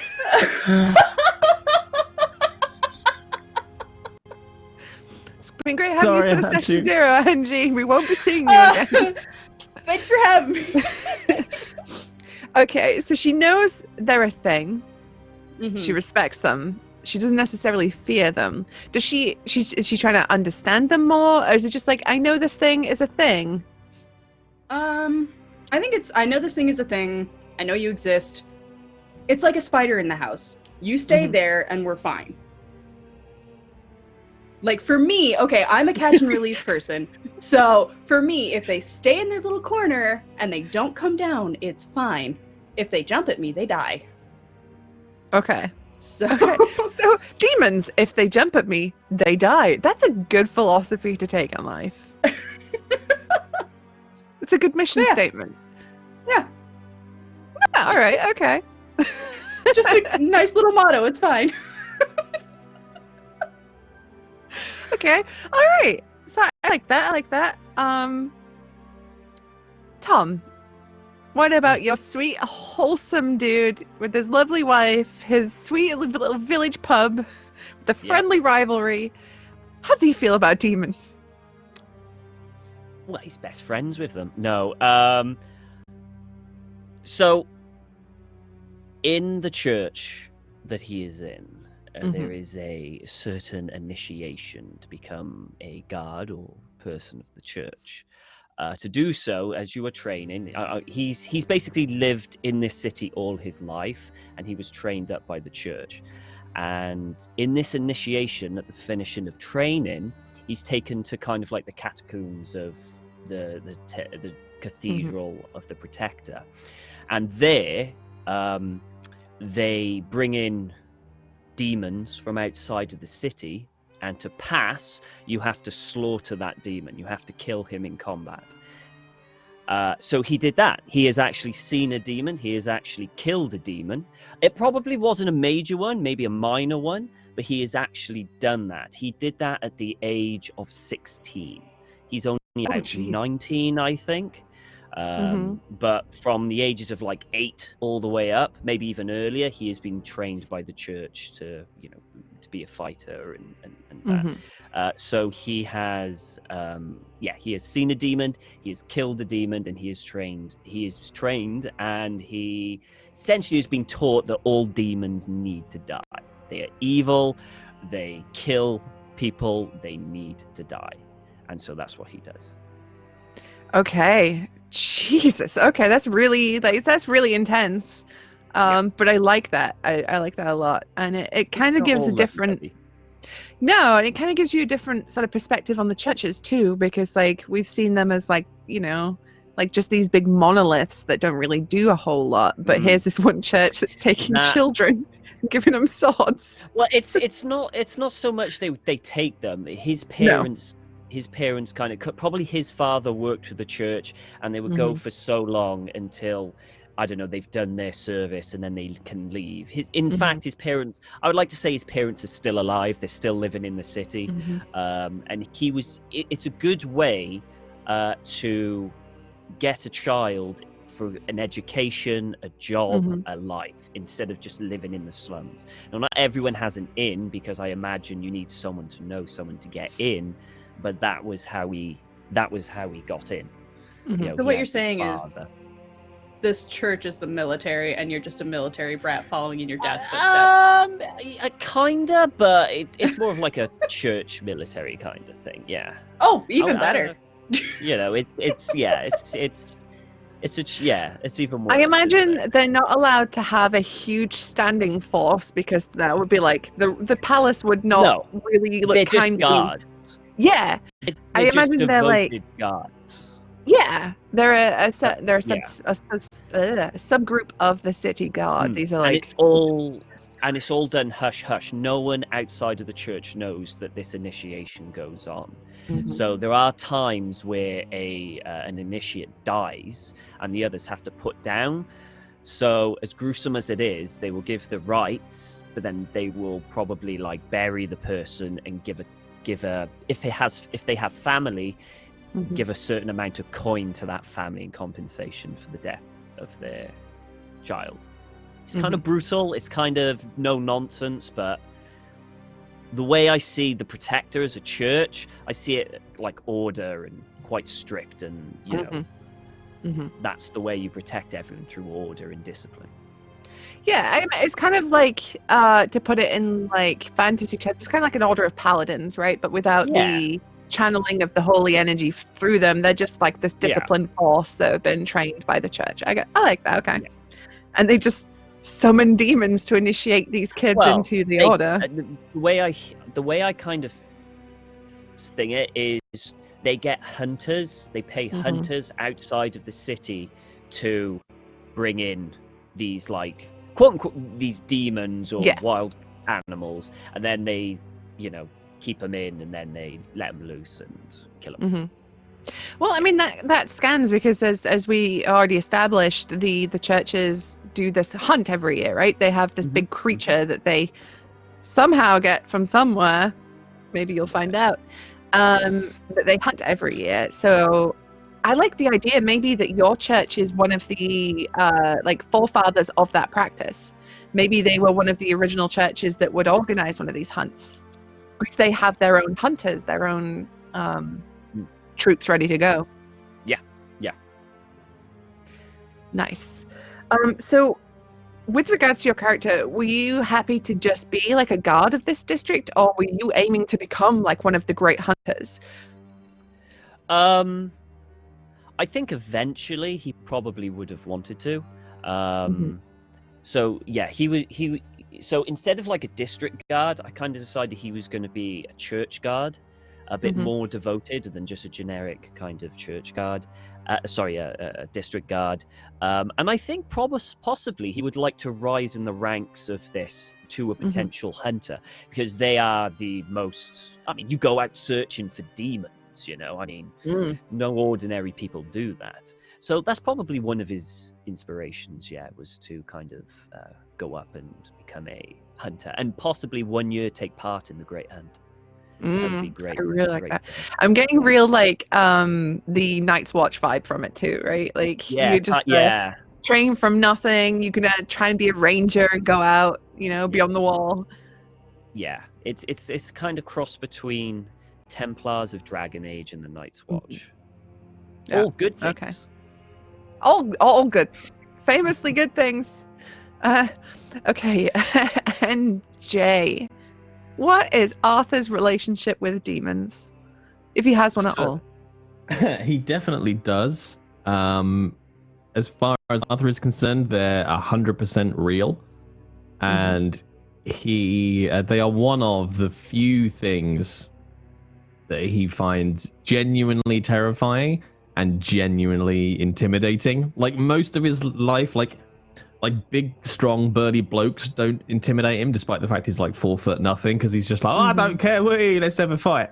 But all of his like arrogance and bravado just goes out the window the second you talk about demons. Because, and again, depending on how much you want me to reveal, but he has had an encounter with a demon in his past, and it did not go well. In the slightest. Okay. How far in the past? Let's say, so like for me, Arthur's like early 30s at the moment, and we're talking under 10 years ago, like 6-7 years ago. Okay. I can DM you details if you want. Yes, more, please. Yeah. I would love those. So with regards to that experience being so fresh, how does Arthur feel about the Great Hunt? Because surely a huge demon rampaging around the city is gonna be bad for him. He always spends the hunt, like the week leading the time leading up to it, when it it gets to that time of year again, he becomes very anxious, and he spends the night, like I'd imagine he almost has like a ritual on the night of the hunt. It's like, right, I am home by this point. Like that, if I Am Legend with Will Smith, when it gets to nighttime and he's like, right, draws down, diesel in the generators, food prepared, I have my bath, wash the dog, and then I get in the bath with my gun. It's kind of that kind of routine of on the night of the hunt, like make sure he's safe, it's locked up, anxious about anyone he cares about. Are they involved in the hunt? Doesn't really understand what on earth the churches would be doing, encouraging a giant beast into the city to run wild for their entertainment, and just thinks it's genuinely a fucking stupid idea and wants nothing to do with it. That's really cool. I actually want to extend that question to everybody. What are your thoughts on the hunt? Because, I mean, it's not really, you know, if this was the modern day, OSHA, health and safety, would lose their fucking minds about this. But in a medieval setting, maybe a little bit different. So Gabe posted an interesting thing there in chat. What does your character think about the hunt? I feel like I probably think they're just chasing a giant sick animal every year. Like, I feel like my sister exaggerates about it, and I'm like, you know what? If that's what you want to go watch, go ahead, find whatever. And then I go drink, because I'm in my head, it's like a demon. That's propaganda. It's not real. Mm-hmm. So he just hasn't seen it. So he just thinks that they're all making it up. And I'm concerned if he ever sees it, because then it's gonna be like, well. I imagine that in his head, it's like the running of the bulls in Pamplona more than like fighting something in Bloodborne. It's just they've set a bull out in the street. Yeah, you hunt creatures, hunt demons, but they're calling it a hunt. Whatever. And I imagine part of his brain is like, they wouldn't actually let a demon loose in the city. No one's that stupid. Yes, that's a horrible idea. They might be strange, but they're not idiots. Is he like Jonathan Frakes with that one show that's like, not real, we made it up, completely fake? You're wrong. Basically. But this time. Like, oh yeah, we're gonna go hunt a great demon in the streets. Okay. First of all, why? Yeah. No, I even asked that question because no matter what they say, it's gonna also be ridiculous. Mm-hmm. I think it's strange that they keep getting giant sick animals and letting them in the streets every year, but whatever, I don't control what the clergy does. Is he just like a you do you boo, I'm gonna sit over here? Basically, I'm gonna go hang out with people that like to punch each other in the face and watch something actually interesting. I'm gonna see how many teeth Colin loses this year. Last year it was 3. Wow, I'm betting on 5. He's only got 6 left. I love that. I like the idea that like applesauce. This whole city loses its mind over the hunt every year, and Gabe's character's just like, whatever, this is fucking bullshit. I'm going to the pub. Yeah. No, that's fantastic. Okay, Quinn, being a studier of the demonic arts, maybe never prove a thing. How does she feel about the grand hunt every year, the great hunt? I think it's fascinating to her, but I also think that, like a lot of things that rich people do, I think Violetta's just really amused by it. And I think she enjoys watching it with a glass of absinthe on the balcony of whatever nobility she's banging that week, day, night, whichever. But I think there is a deep curiosity there as well. Allegedly. Allegedly. There's an alleged demonic curiosity there. Has she ever gone so far as to see the beast as it's been released? Has she ever actually physically seen it? Probably not. I feel like probably not. Okay. Yeah. I think she has ideas about it, but that's something I feel like she would pretend is she's aloof from, but she's deeply, deeply, deeply curious. About like where'd they come from? Where'd you get it? Who brought you that little morsel? How do I get them digits? Who's your provider? Quick question. What's the shipping like? Is that organic? Is that organic? Well, that's weirdly pertinent question. Angie, the Great Hunt. Yeah. So I think she would have watched it maybe a couple times, and when she actually caught a visual of what happened, she was probably like, no. And probably very much like Arthur just was like, I'm just gonna, and probably like Gabe's character as well, it's just like, I'm just gonna remove myself from that. Unlike Gabe's character, she knows that it's real, but she's just gonna, no. I mean, I guess it's like common knowledge that it's incredibly dangerous, right? This thing can rip a person in half like that. You know, it's something that there are seasoned hunters that like people whose whole life they've trained for this and they get wrecked by this thing. I was gonna say, I think what probably made her respect demons is she probably watched somebody actually get ripped in half and she was like, no. Yeah, so she probably would hole up in like either a tavern or in some fucking bunker somewhere where it would not be able to get to her because she's just like, not about that life. Quite about the one I'm currently living. No, I like that. I like that a lot. And having seen these beasts, you would know as well that these are like horrific creatures. They're anything from humanoids to like massive dogs, kind of like dinosaur-sized, like bone spur, just nasty, horrible, eldritch abominations. Yeah. Not aesthetically pleasing. No, real bad to look at and smell too. Ooh, even better. Mm-hmm. So, Tom, your good boy who's training to be a hunter, Yes. has he ever been there at the release? Because when a hunt starts, there's like a grand square in the middle of the Cathedral district, and there's like the big cage, and there's folks stood around with torches as they set this thing off into the streets. Has he ever been there when that's happened? It's every year Every year. they do this. Mm-hmm. I don't think he's been there for the release, but I like to think that when on the night, I would imagine all cathedrals shut their doors and just stay out of their way. I feel that he has never seen it, but he's heard it. Whereas he was on guard at the cathedral, doors were shut. You had pretty much every guard they possibly could in the actual cathedral, just waiting, and all he heard was it outside, just going through whatever it was, and that's his only experience with it, and it chilled him to the bone.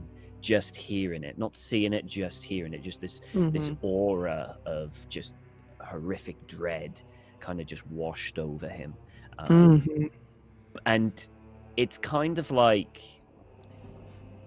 his personal kind of, because he wants to be a hunter, he wants to be one of these people that eventually he realized just how far he's still got to go to become that level to be able to hunt it. So that's probably the amount that he's, that's the extent that he's experienced the beast. Okay. And yeah, like this thing, like these creatures, they do the big 30 footsteps because they're always big, right? These creatures are always big. They don't release a little terrier into the streets of Heartholm to hunt. They're always just these big creatures. And I imagine he maybe heard one of the things scream. But it's like that sort of like back of the throat, like kind of screams. The Bloodborne scream. Yeah, like the cleric beast, sort of like just nasty, piercing kind of. It's like I just like this image of if all the guards there, they're kind of relaxing, just talking, and then they hear the footsteps, and they get up, and then they hear the scream, and every single one steps back, like just instinctively, just moved away in unison from the door, and just froze. And then the footsteps just went away, and that is the extent he's had it. Terrifying, blood-chilling shriek, and that was it. It was enough. Definitely left his mark on it. Yeah. Yeah. Okay. Yeah. All right. So I feel like we've built quite a lot here then about how we all feel about the city, about these characters. Is there anything in particular that anybody else would like to add about your characters while we're here, while we're just spitballing? I do, because Yes. I've got more information now. You go first, Gabe. You go first. Oh, I was gonna say, because of I was figuring out the different encounters that he's had with pretty much everyone. Tom at the bar, Jay and Ange, like just general passing. But for Violetta, was it? Violetta. Okay, I want there to be a circumstance where it's robbing someone's house or retrieving something of someone that Violetta was like sleeping with, and is just their person is out. So it's like climbing in through the window and then just seeing you just sitting there in a chair or something smoking, and then just not even saying anything and walking over and taking it and then just climbing out the window. Nice wave. And that's just the only interaction we've ever had. Yeah. Possibly more than once. Oh my With god, what different if you like, people? keep bumping into each other? And it's just the second time. Safe's over there. I like the robe. just one time it's like, oh, you got a new haircut, looks great. But Yep.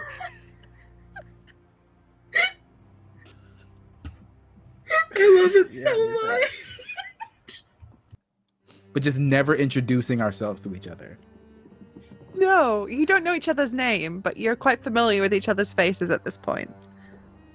I keep going into people's houses and there's this person just sitting in there. It's happened 3 times now. They never let me out. They showed me where the safe was this time. But they're always there. Who are you getting this information from? Are they casing the same places? They haven't stolen anything. And they're always smoking. They haven't stolen anything except someone's dignity. Yeah. Oh, I love that so much. I like imagine your character at some point, Gabe is like, am I being fucking haunted? Is this Yeah. woman real? Is that are demons real? She would totally fuck with him. Oh, I'm not really here. It's comes like up- the worst like rom-com movie ever. He came to steal jewelry. She came to steal hearts. The demon and the thief in theaters this summer. Holy shit. I'd watch it. I can't. Oh, Oh, that's fantastic. so on a more boring note, I think my character probably went to the library a lot. So if there's anybody who went to the library, you probably ran across me. I could imagine Heta and Violetta bumping into each other while they're sort of in libraries. Probably. Just kind of like, good morning. I slip Charlie into the Smith. restricted section. Yeah. I know, right, Susie? I know. I saw. I'm sorry to talk over you both there, but Charlie Oh Smith. my lord. So, Ugh. in the restricted section. About the restricted section. Woo.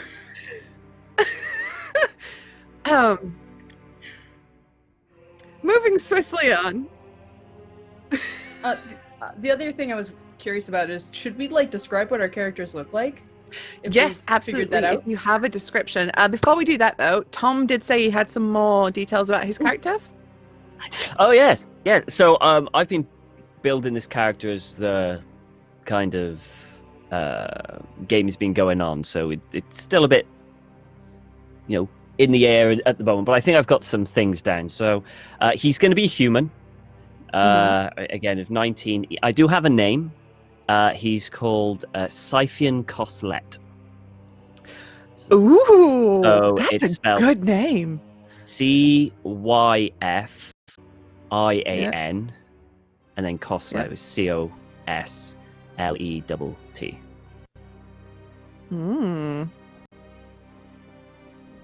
Scythian. And then I just got what he looks like, but we'll do that later. Okay. Well, why don't we do what characters look like now? If we've got some looks, I think somebody here is already really familiar with how her character looks. Maybe there's a hint.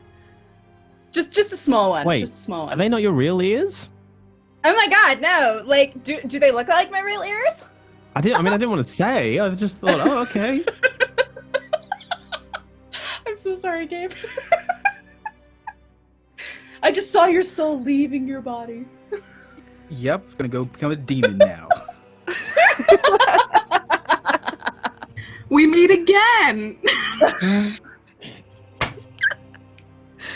Okay, let's get this train back on the tracks. Angie, what does Herta look like? So Herta, she is an adult elven woman. She's 5'9" and 108 pounds with a slender build. She has dark brown skin and golden yellow hair with 1 silver and 1 amber eye. Oh, heterochromia. Yes, and she also can be seen with a vacant expression more often than not. Probably spacing out, thinking about things, whatever. But yeah, she also wears decently fancy clothes, but not like super rich, but that's usually under like a plain robe. Just because like you don't want to show off your money too much. No, you don't want to be bougie about it. You know? No. Have some class, darling.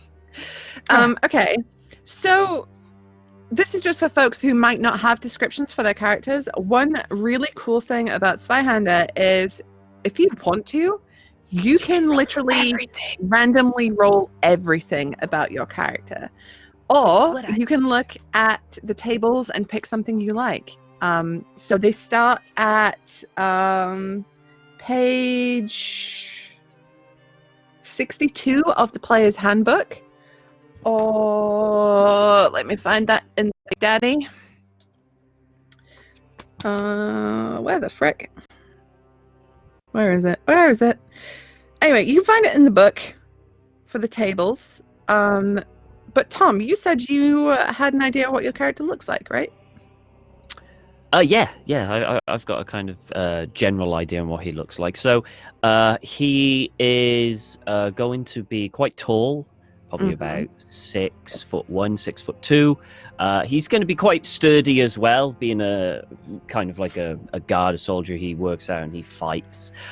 He has kind of long kind of light brown hair. And he has kind of like a square jaw. I'm gonna give him a dimple because I've got a dimple.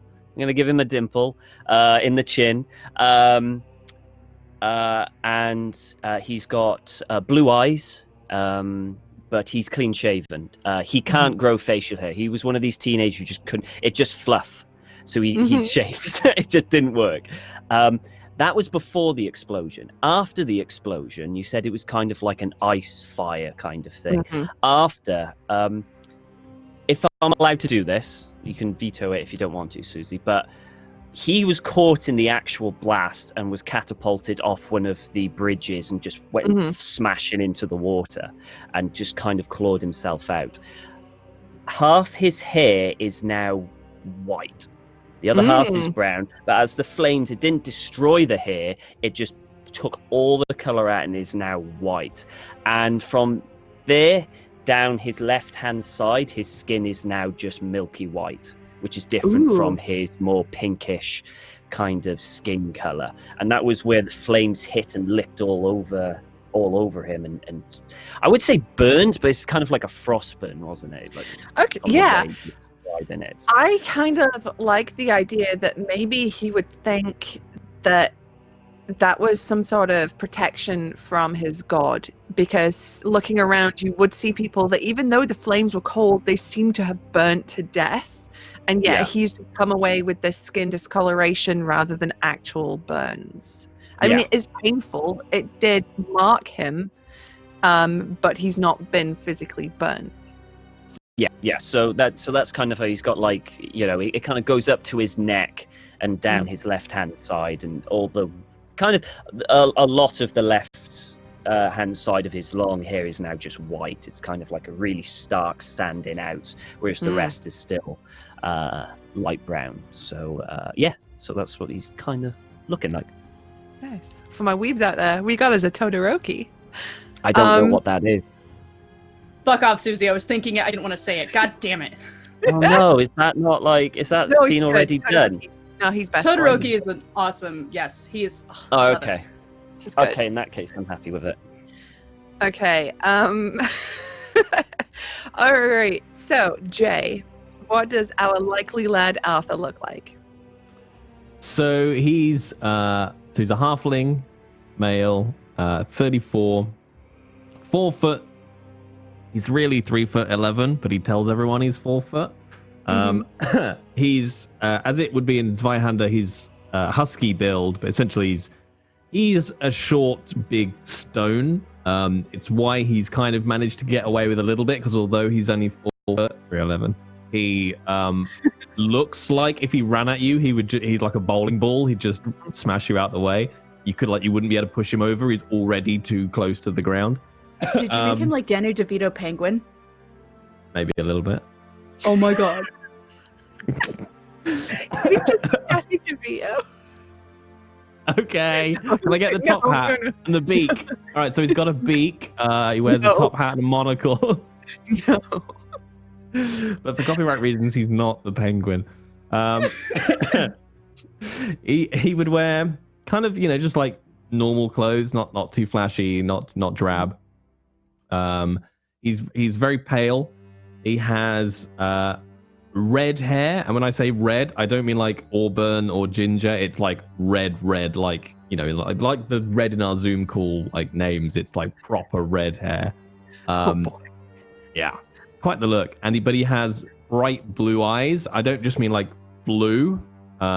It's like he's in an episode of The Witcher, and he has whatever freaking contact lenses they use in that TV show, because all the eyes look amazing.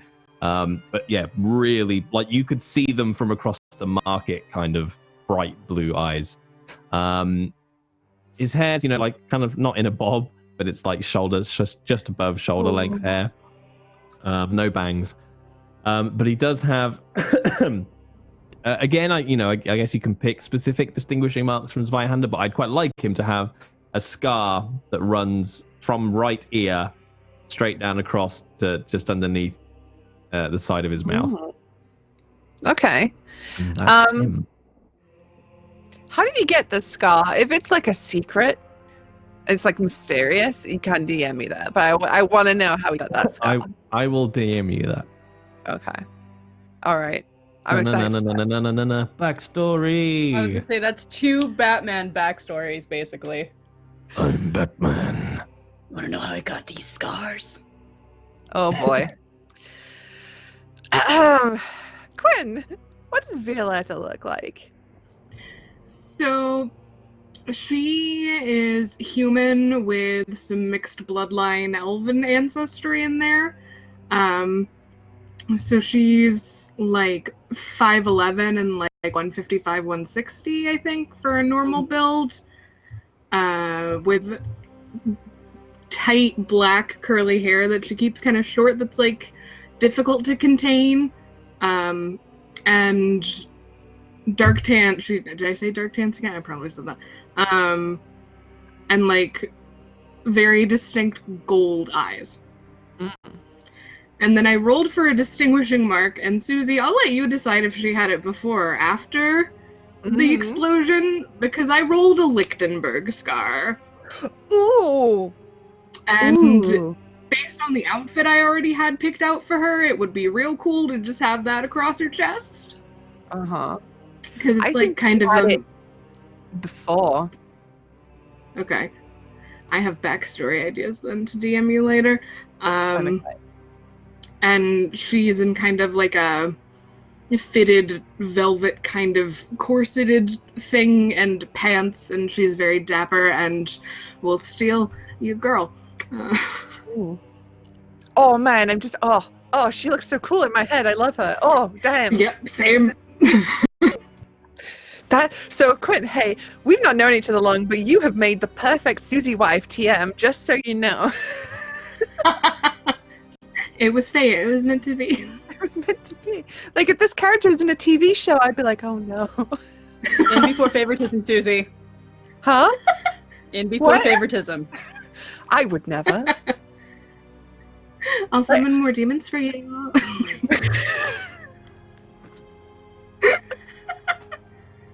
All right, Gabe, what does your character look like? So I actually have a name for him as well. Ooh. It is Skarut Navari. Navari is the adoptive family. His original family name is Keskal.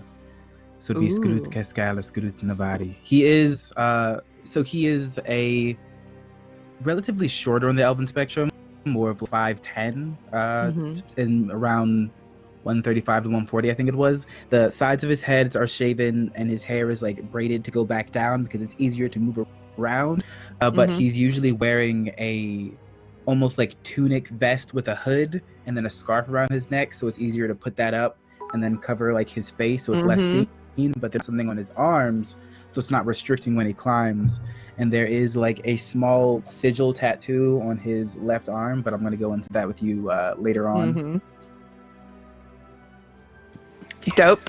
His super hair about is that. a fiery red and his eyes are golden. Ooh, we've got a lot of like gold going on here in this little party. I'm liking it a lot. And thank you for that cheers, ZweihanderRPG. 5 cheers for 5 amazing players. Woo! I highly agree. But yeah, I like that a lot, actually. That's a really cool striking. So the HUD is almost a necessity because it's bright red, right? And if you're trying to be sneaky, bit obvious. Yep, exactly. It's a problem. I feel like Otherwise we're they'd gonna call him bond the over Flash. this. Oh yeah, I think so. You know, it was probably a weird moment of seeing. That could be another moment of seeing you in the sewers, and you also had bright red hair, and it's like concerning. Yeah. Are we related? Are you a Longlost brother? Tell What? me I'm about it. confused. You can never get hoods no. thick enough, can you, mate? You know what I mean? Never related thick to a enough. Now I gremlin. always see the reds. My cousin is a gremlin bit. Ooh, I like that from Charlie in the green room here. One of the guards, a copper, if you will, is hunting for one of you, and all they have to go is the red hair description. Love it. I could see it being them looking for Arthur because there's no way I'm gonna let myself get caught. But it's worse if I dive into the sewers and run past you, and then you come up. Right, how tall was he, madam? No idea. Somewhere between 4 foot and 6 foot. Just had red hair, that's all I know. Occasionally, Arthur wears like massive platform shoes just to throw people off. He's on stilts sometimes. Yeah. You know what? If you ever came to the gremlin anytime after that, I'd probably buy you a drink ahead of time. Barkeep would be like, someone paid for a drink for you beforehand. They said it was an apology. I like that. Like we've never met, but there's like this trading of like messages or things that have gone on. Like we're both just a rumor to each other. Yeah. It's I like love it. you're both a cryptid to each other. You're both the proverbial like Sasquatch in the woods, right? Like, what's that? The day that I speak to you is going to also be the day that I see a demon for the first time. Yeah. Well, Great. that's actually an interesting thing there, because I feel like where we should kick this whole thing off is the explosion has just happened. Where are you right then and there? Bam. That's where we'll start our action. So that's more apt than you think, Jay. Oh my God, Gabe, I cannot speak English today. Okay, so one other super cool thing that I really like about Zweihander is each character has a thing called a Dooming, which is like a foretold superstition about the end for you, what your end will be like. And that's just an accepted part of reality. Now, within the world of Heartholm, the guild that Charlie's character Zara was a part of their job, their responsibilities was when a baby was born, they would read its charts and they would give the family that child's dooming. So you know your dooming. You know the prophecy of your own end growing up your whole life. And that's just a normal part of life, apparently, in this world. Knowing how you're going to die, or in a poetic sense, what that's going to be. Now, each one of your characters is usually born, you're born within a season, spring, summer, winter, autumn. Now, if you haven't selected that already, what we can do is we can randomly roll that for you. So, Jay, have you selected a season for your character to be born? I have. And I had gone for summer for Arthur. Summer. Which, oh my god, looking at these potential Doomings, some of them could be so good. All right. Well, if you want, roll me a D100 and we can figure out. We'll see what the fates have in store for Arthur. Here we go. That is a 42. 42. Which is, your flame shall consume you. Interesting. Is it a literal flame? Metaphorical flame? Your hair's gonna choke you in your sleep. Oh my god, I'm gonna grow it too long. No, I think hey, it'd be really so good if I grew my hair out. as someone who had arse-length hair, the amount of times I woke up in the middle of the night being choked by my own hair is too many. It happens. It's real. Did you That's ever why I get was stuck in an saying elevator door? No. I got stuck in an elevator door once. It wasn't. I started suddenly braiding mine so when I went to thankful. bed because I was like, get it out of the way. So yeah, Jay, you're gonna get consumed by your flame, whether that's the flame of your passions, the flame of your ambition, the flame of your hair, literal flame. You don't know, but growing up, that one sentence has hung over you your whole life. Hmm. All right, Tom.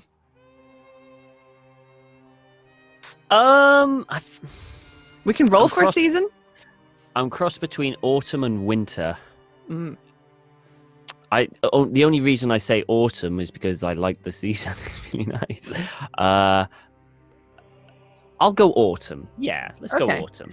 I think Autumn. Okay. autumn's quite nice. Roll me a D100. 90. A 90.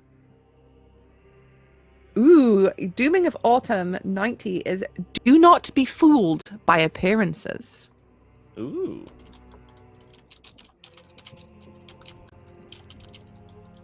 Okay. So, Vague. but that's something that Ooh, it could be Scythian multiple. would have had growing up. He would have Yeah. had that bit of nugget of wisdom his whole life. All right. So, Angie, I know you've already rolled your character. You may already have a Dooming. Let's do one randomly just for fun, and then I'll hear about which one you have already got. Sure. Okay, so you what want me to season roll? is she Yes. in now? I put her in spring. I rolled for that Spring. one. But All right. and you want me to roll the D100? Yeah. 64. 64. 64 for spring. Radiance can't illuminate all, which is pretty cool. Ooh. That is That is pretty a pretty cool. cool. That's a pretty cool one. But what did you have anyway the first time? The one that I rolled up was beware of fairy rings and standing stones. Ooh, okay. I like that. I like that a lot. Mm-hmm. I mean, think that's we're gonna good keep advice that. in general. Yeah, I think I'm gonna keep that one just because, like, Mhm. I'm a sucker for fey shit, so. Oh, I know. Yeah, it's totally, like, not my thing.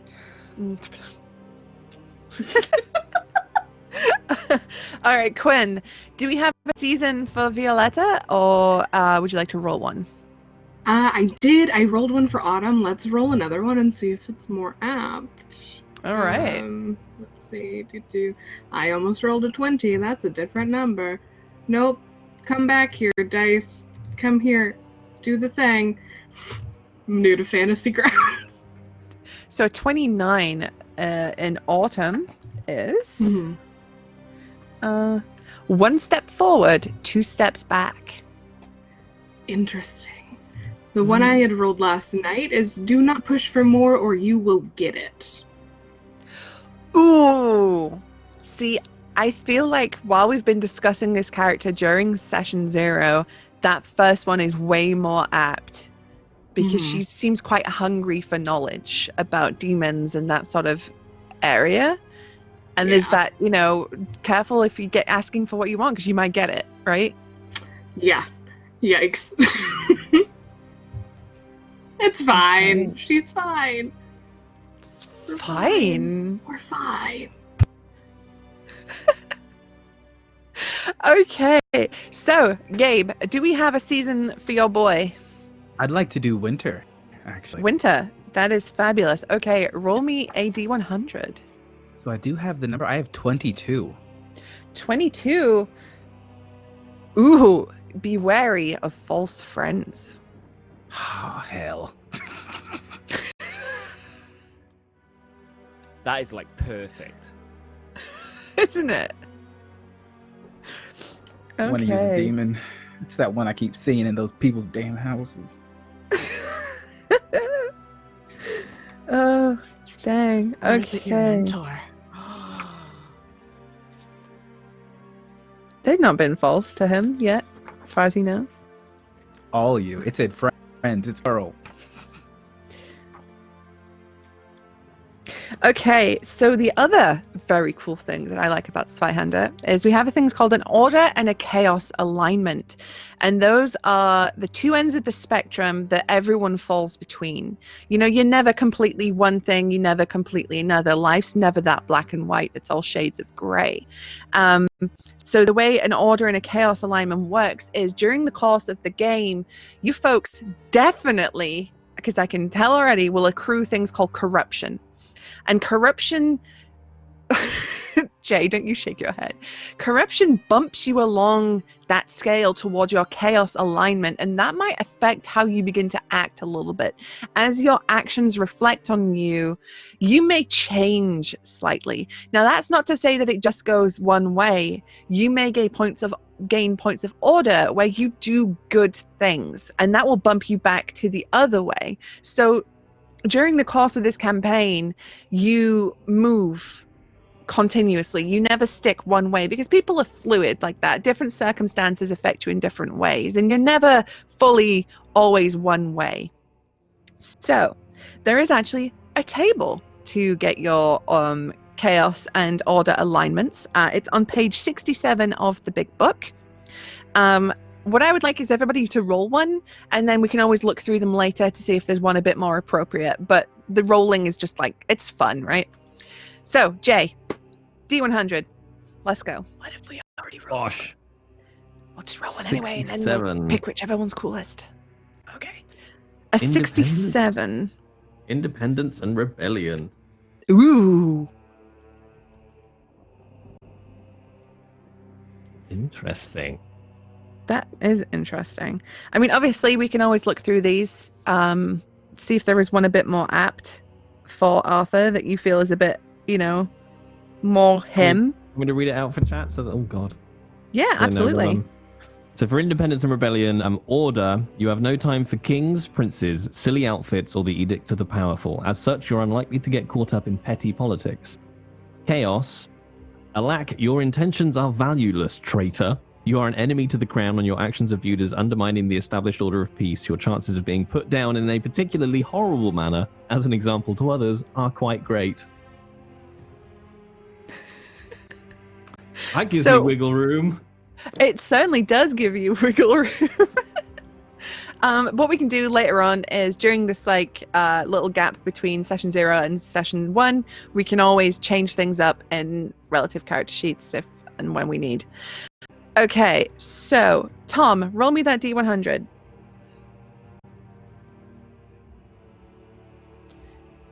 Okay, 68.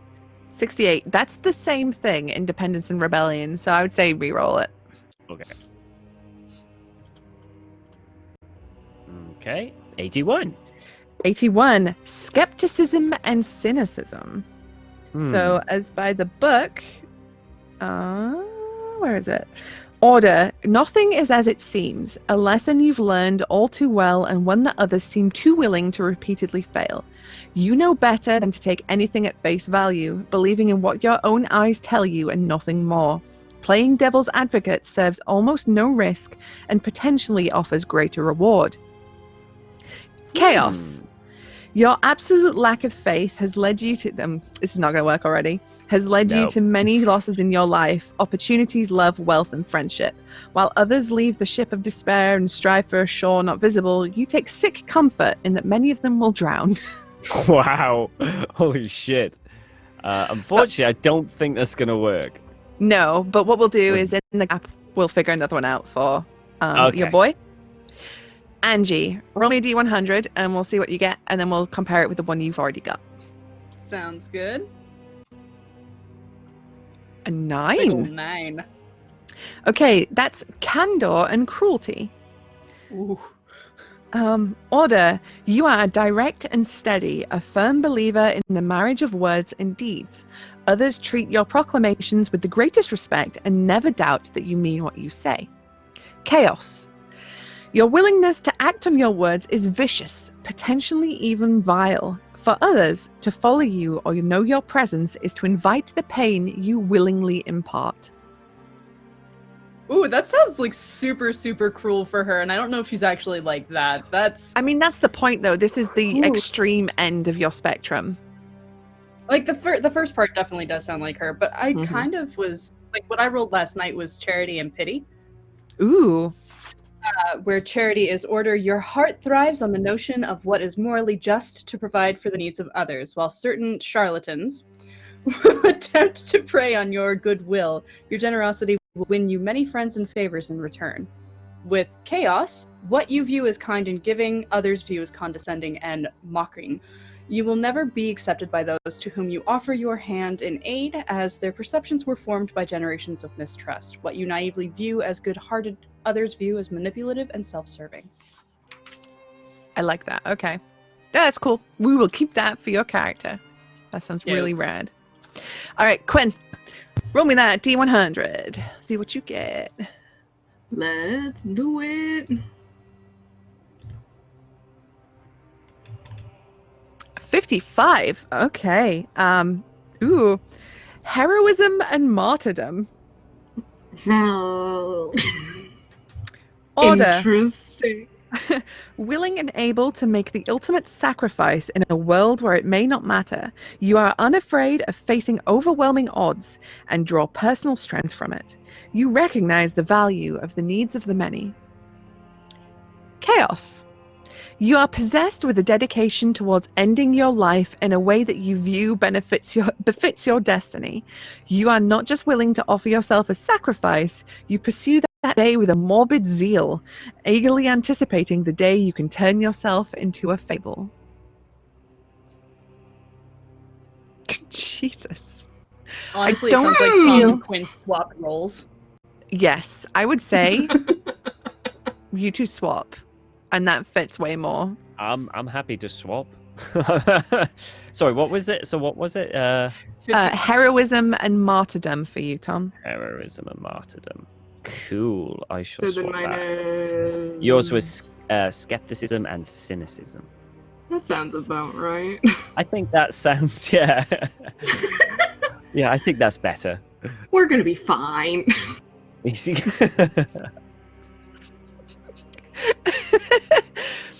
That is certainly a look on your face, Gabe. And as we move over to you, I'll roll. let's see what you get. A 95. Concerning. Ooh, okay. Wit and scorn. Order. Yeah. There is a science and an art to the way of words. Regardless of your proficiency with the former, you are a master of playfully manipulating the latter. Your cleverness can make mirth and stem the tide of an uncomfortable shift in a social engagement. Such mannerisms draw a willing audience to your charms.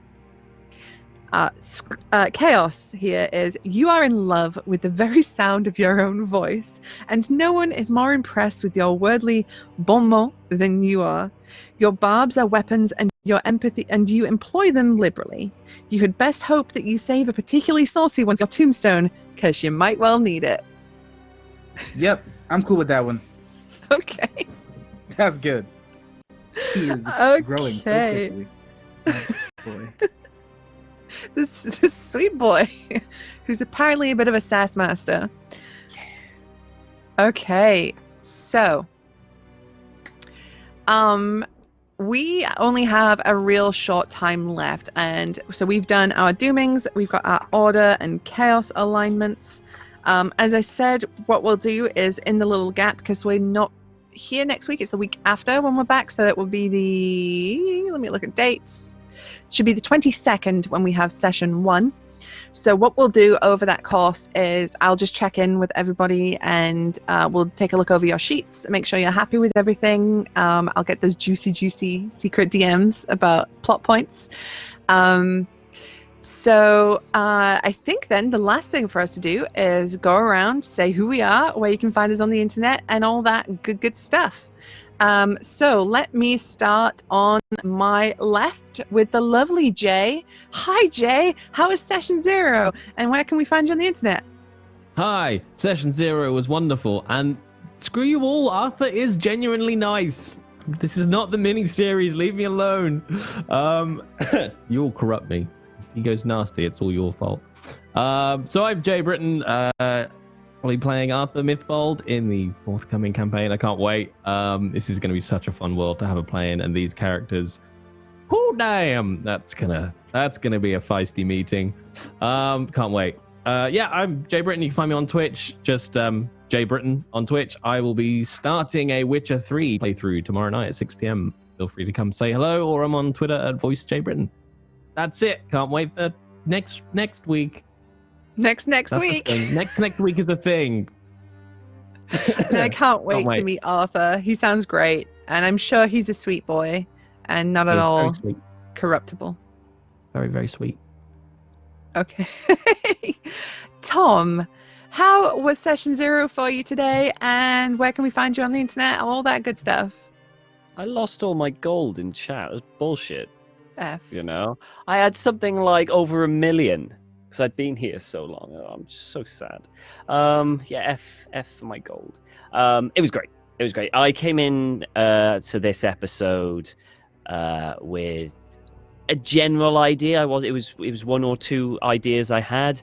But as I went through the episodes and talking to everyone what they were doing, it just felt so much suitable for the kind of character, and he just started to become organic throughout the episode, and it just went from there. Most of the stuff I just thought up on the fly. You know, I had a basic idea, but it just kind of went. And I love making characters like that. You know, kind of bouncing off other people, and then great, an idea came into my head. Great, awesome. So I can't wait to get stuck in and play with you all. It's going to be fantastic. And I can't wait. I am Tom. You can check me out on Twitter with Hotflakes Tom. I don't. It's such a stupid fucking name. It's even a stupid. Why I chose it is even stupider. But it's so great. Many questions about it. That's the mystique around it. Great. What am I saying? Yeah, I don't really stream anymore. I'm taking a long hiatus from streaming. But I'll just be playing on this, and eventually on Thursday on Follow Black Cats for After the Fire. We'll be back something like, I don't know, later this month sometime. I'm not sure when. As the look February. of horror on Susie's face. February. Oh, it's February, is it? Mm-hmm. Really? Oh, Yeah, sorry. Such a long wait. Oh. Well, yeah, that's me. Check me out on Twitter or Discord or whatever. Yep. All right. Angie, did you enjoy your session 0 today? And where can we find you on the internet? It was a horrible session. Ugh. No, I fucking loved it. This was amazing, and I'm so excited. The chemistry with this crew is giving me life. Yeah, I'm Banjalip. You can find me pretty much anywhere under that name. I will be streaming on Saturday at my channel, twitch.tv/Banjalip. I'll be continuing my Final Fantasy IX playthrough. But I'm going to be posting a schedule for where you can find me and when. I'm also Banjalip on Twitter, where you can find all my arts and shitposts and anything that comes to mind. That's basically me. All right. Quinn, did you enjoy yourself today? And where can we find you on the internet? I did, and this is my first time on Encounter, so I'm super excited to meet all y'all and hang out and welcome my disaster child into the universe. Whew. On the internet, I'm at Quintastic_ on Twitter. That's kind of my hub. I have like 4 or 5 shows coming down the pipeline that haven't been announced yet or don't have homes yet, but in the next like month or so keep an eye on my Twitter. One of them is a game that I'm running that definitely doesn't involve Orcus in any way, shape, or form. And then I do the video game thing, sometimes TM, but everything's on Twitter right now as we welcome in the new year. Doo-doo. Well, it's been wonderful to meet you, and I really can't wait to play. I'm very excited to see what happens to Violetta and crew. And Gabe, did you enjoy yourself today? And where can we find you on the internet? I did. It's delightful. It's really interesting seeing how much of a kind of terrible world this is. But with this group of people, like, I feel like I'm more concerned for the inhabitants of the world. And I'm really convinced. I feel like Arthur's character is the nice person that no one takes seriously, and I feel like you're going to get hurt first, completely by accident. But I'm very excited to see where this comes to be. I'm Gabe James Games, pretty much Twitch, Twitter, wherever, whatever. I stream pretty often, at least twice a week. I'm usually playing roguelites and or working on the Goblin game I mentioned before. I do a lot of designing on stream to help people learn what I'm doing. Oh, that's really cool. Yeah, that's awesome. You should check everybody out here, and especially check out the Goblin game when it comes out, because I've heard lots about it. I'm very excited. Yeah. As for me, I'm Susie, otherwise known as Susanna Grace. I'm a variety streamer who does video games, art streams, and tabletop RPGs. You can find me all over the internet at Susanna Grace. And I just put out yesterday a pinned tweet that has my streaming schedule on it for January. Spoilers, I'm here a lot. Monday, Wednesday, Fridays. So if you're sick of me, I'm sorry, but I'm here. You will see me tomorrow. Tomorrow on Follow Black Cats for the rebroadcast of the heist episode, in which we went to King's Landing and we filled a corpse full of money and exploded it in front of everybody. And it's actually relevant to Encounter, as that is the inciting incident of the Crownlands, which is our new A Song of Ice and Fire RPG. On Mondays. And you'll next see me here on Friday for Judge Dredd Back on the Block, where I play the kick-ass Judge Judy, who is having a bit of a mind control problem at the minute, which is a bit of a problem. But that's not her problem. It's someone else's problem. And before we go, one last shout out to the lovely folks at Zweihander, Dan and Andrew McMill Publishing for this book. You can grab it at Amazon, and I believe it's also available in Barnes & Noble and at your friendly local game store. We highly recommend that you grab it. It's a wonderful system, and we're very, very excited to keep playing it this season on Encounter. So that's it from us for tonight. We will see you very soon. Take care, folks. Oh, we're doing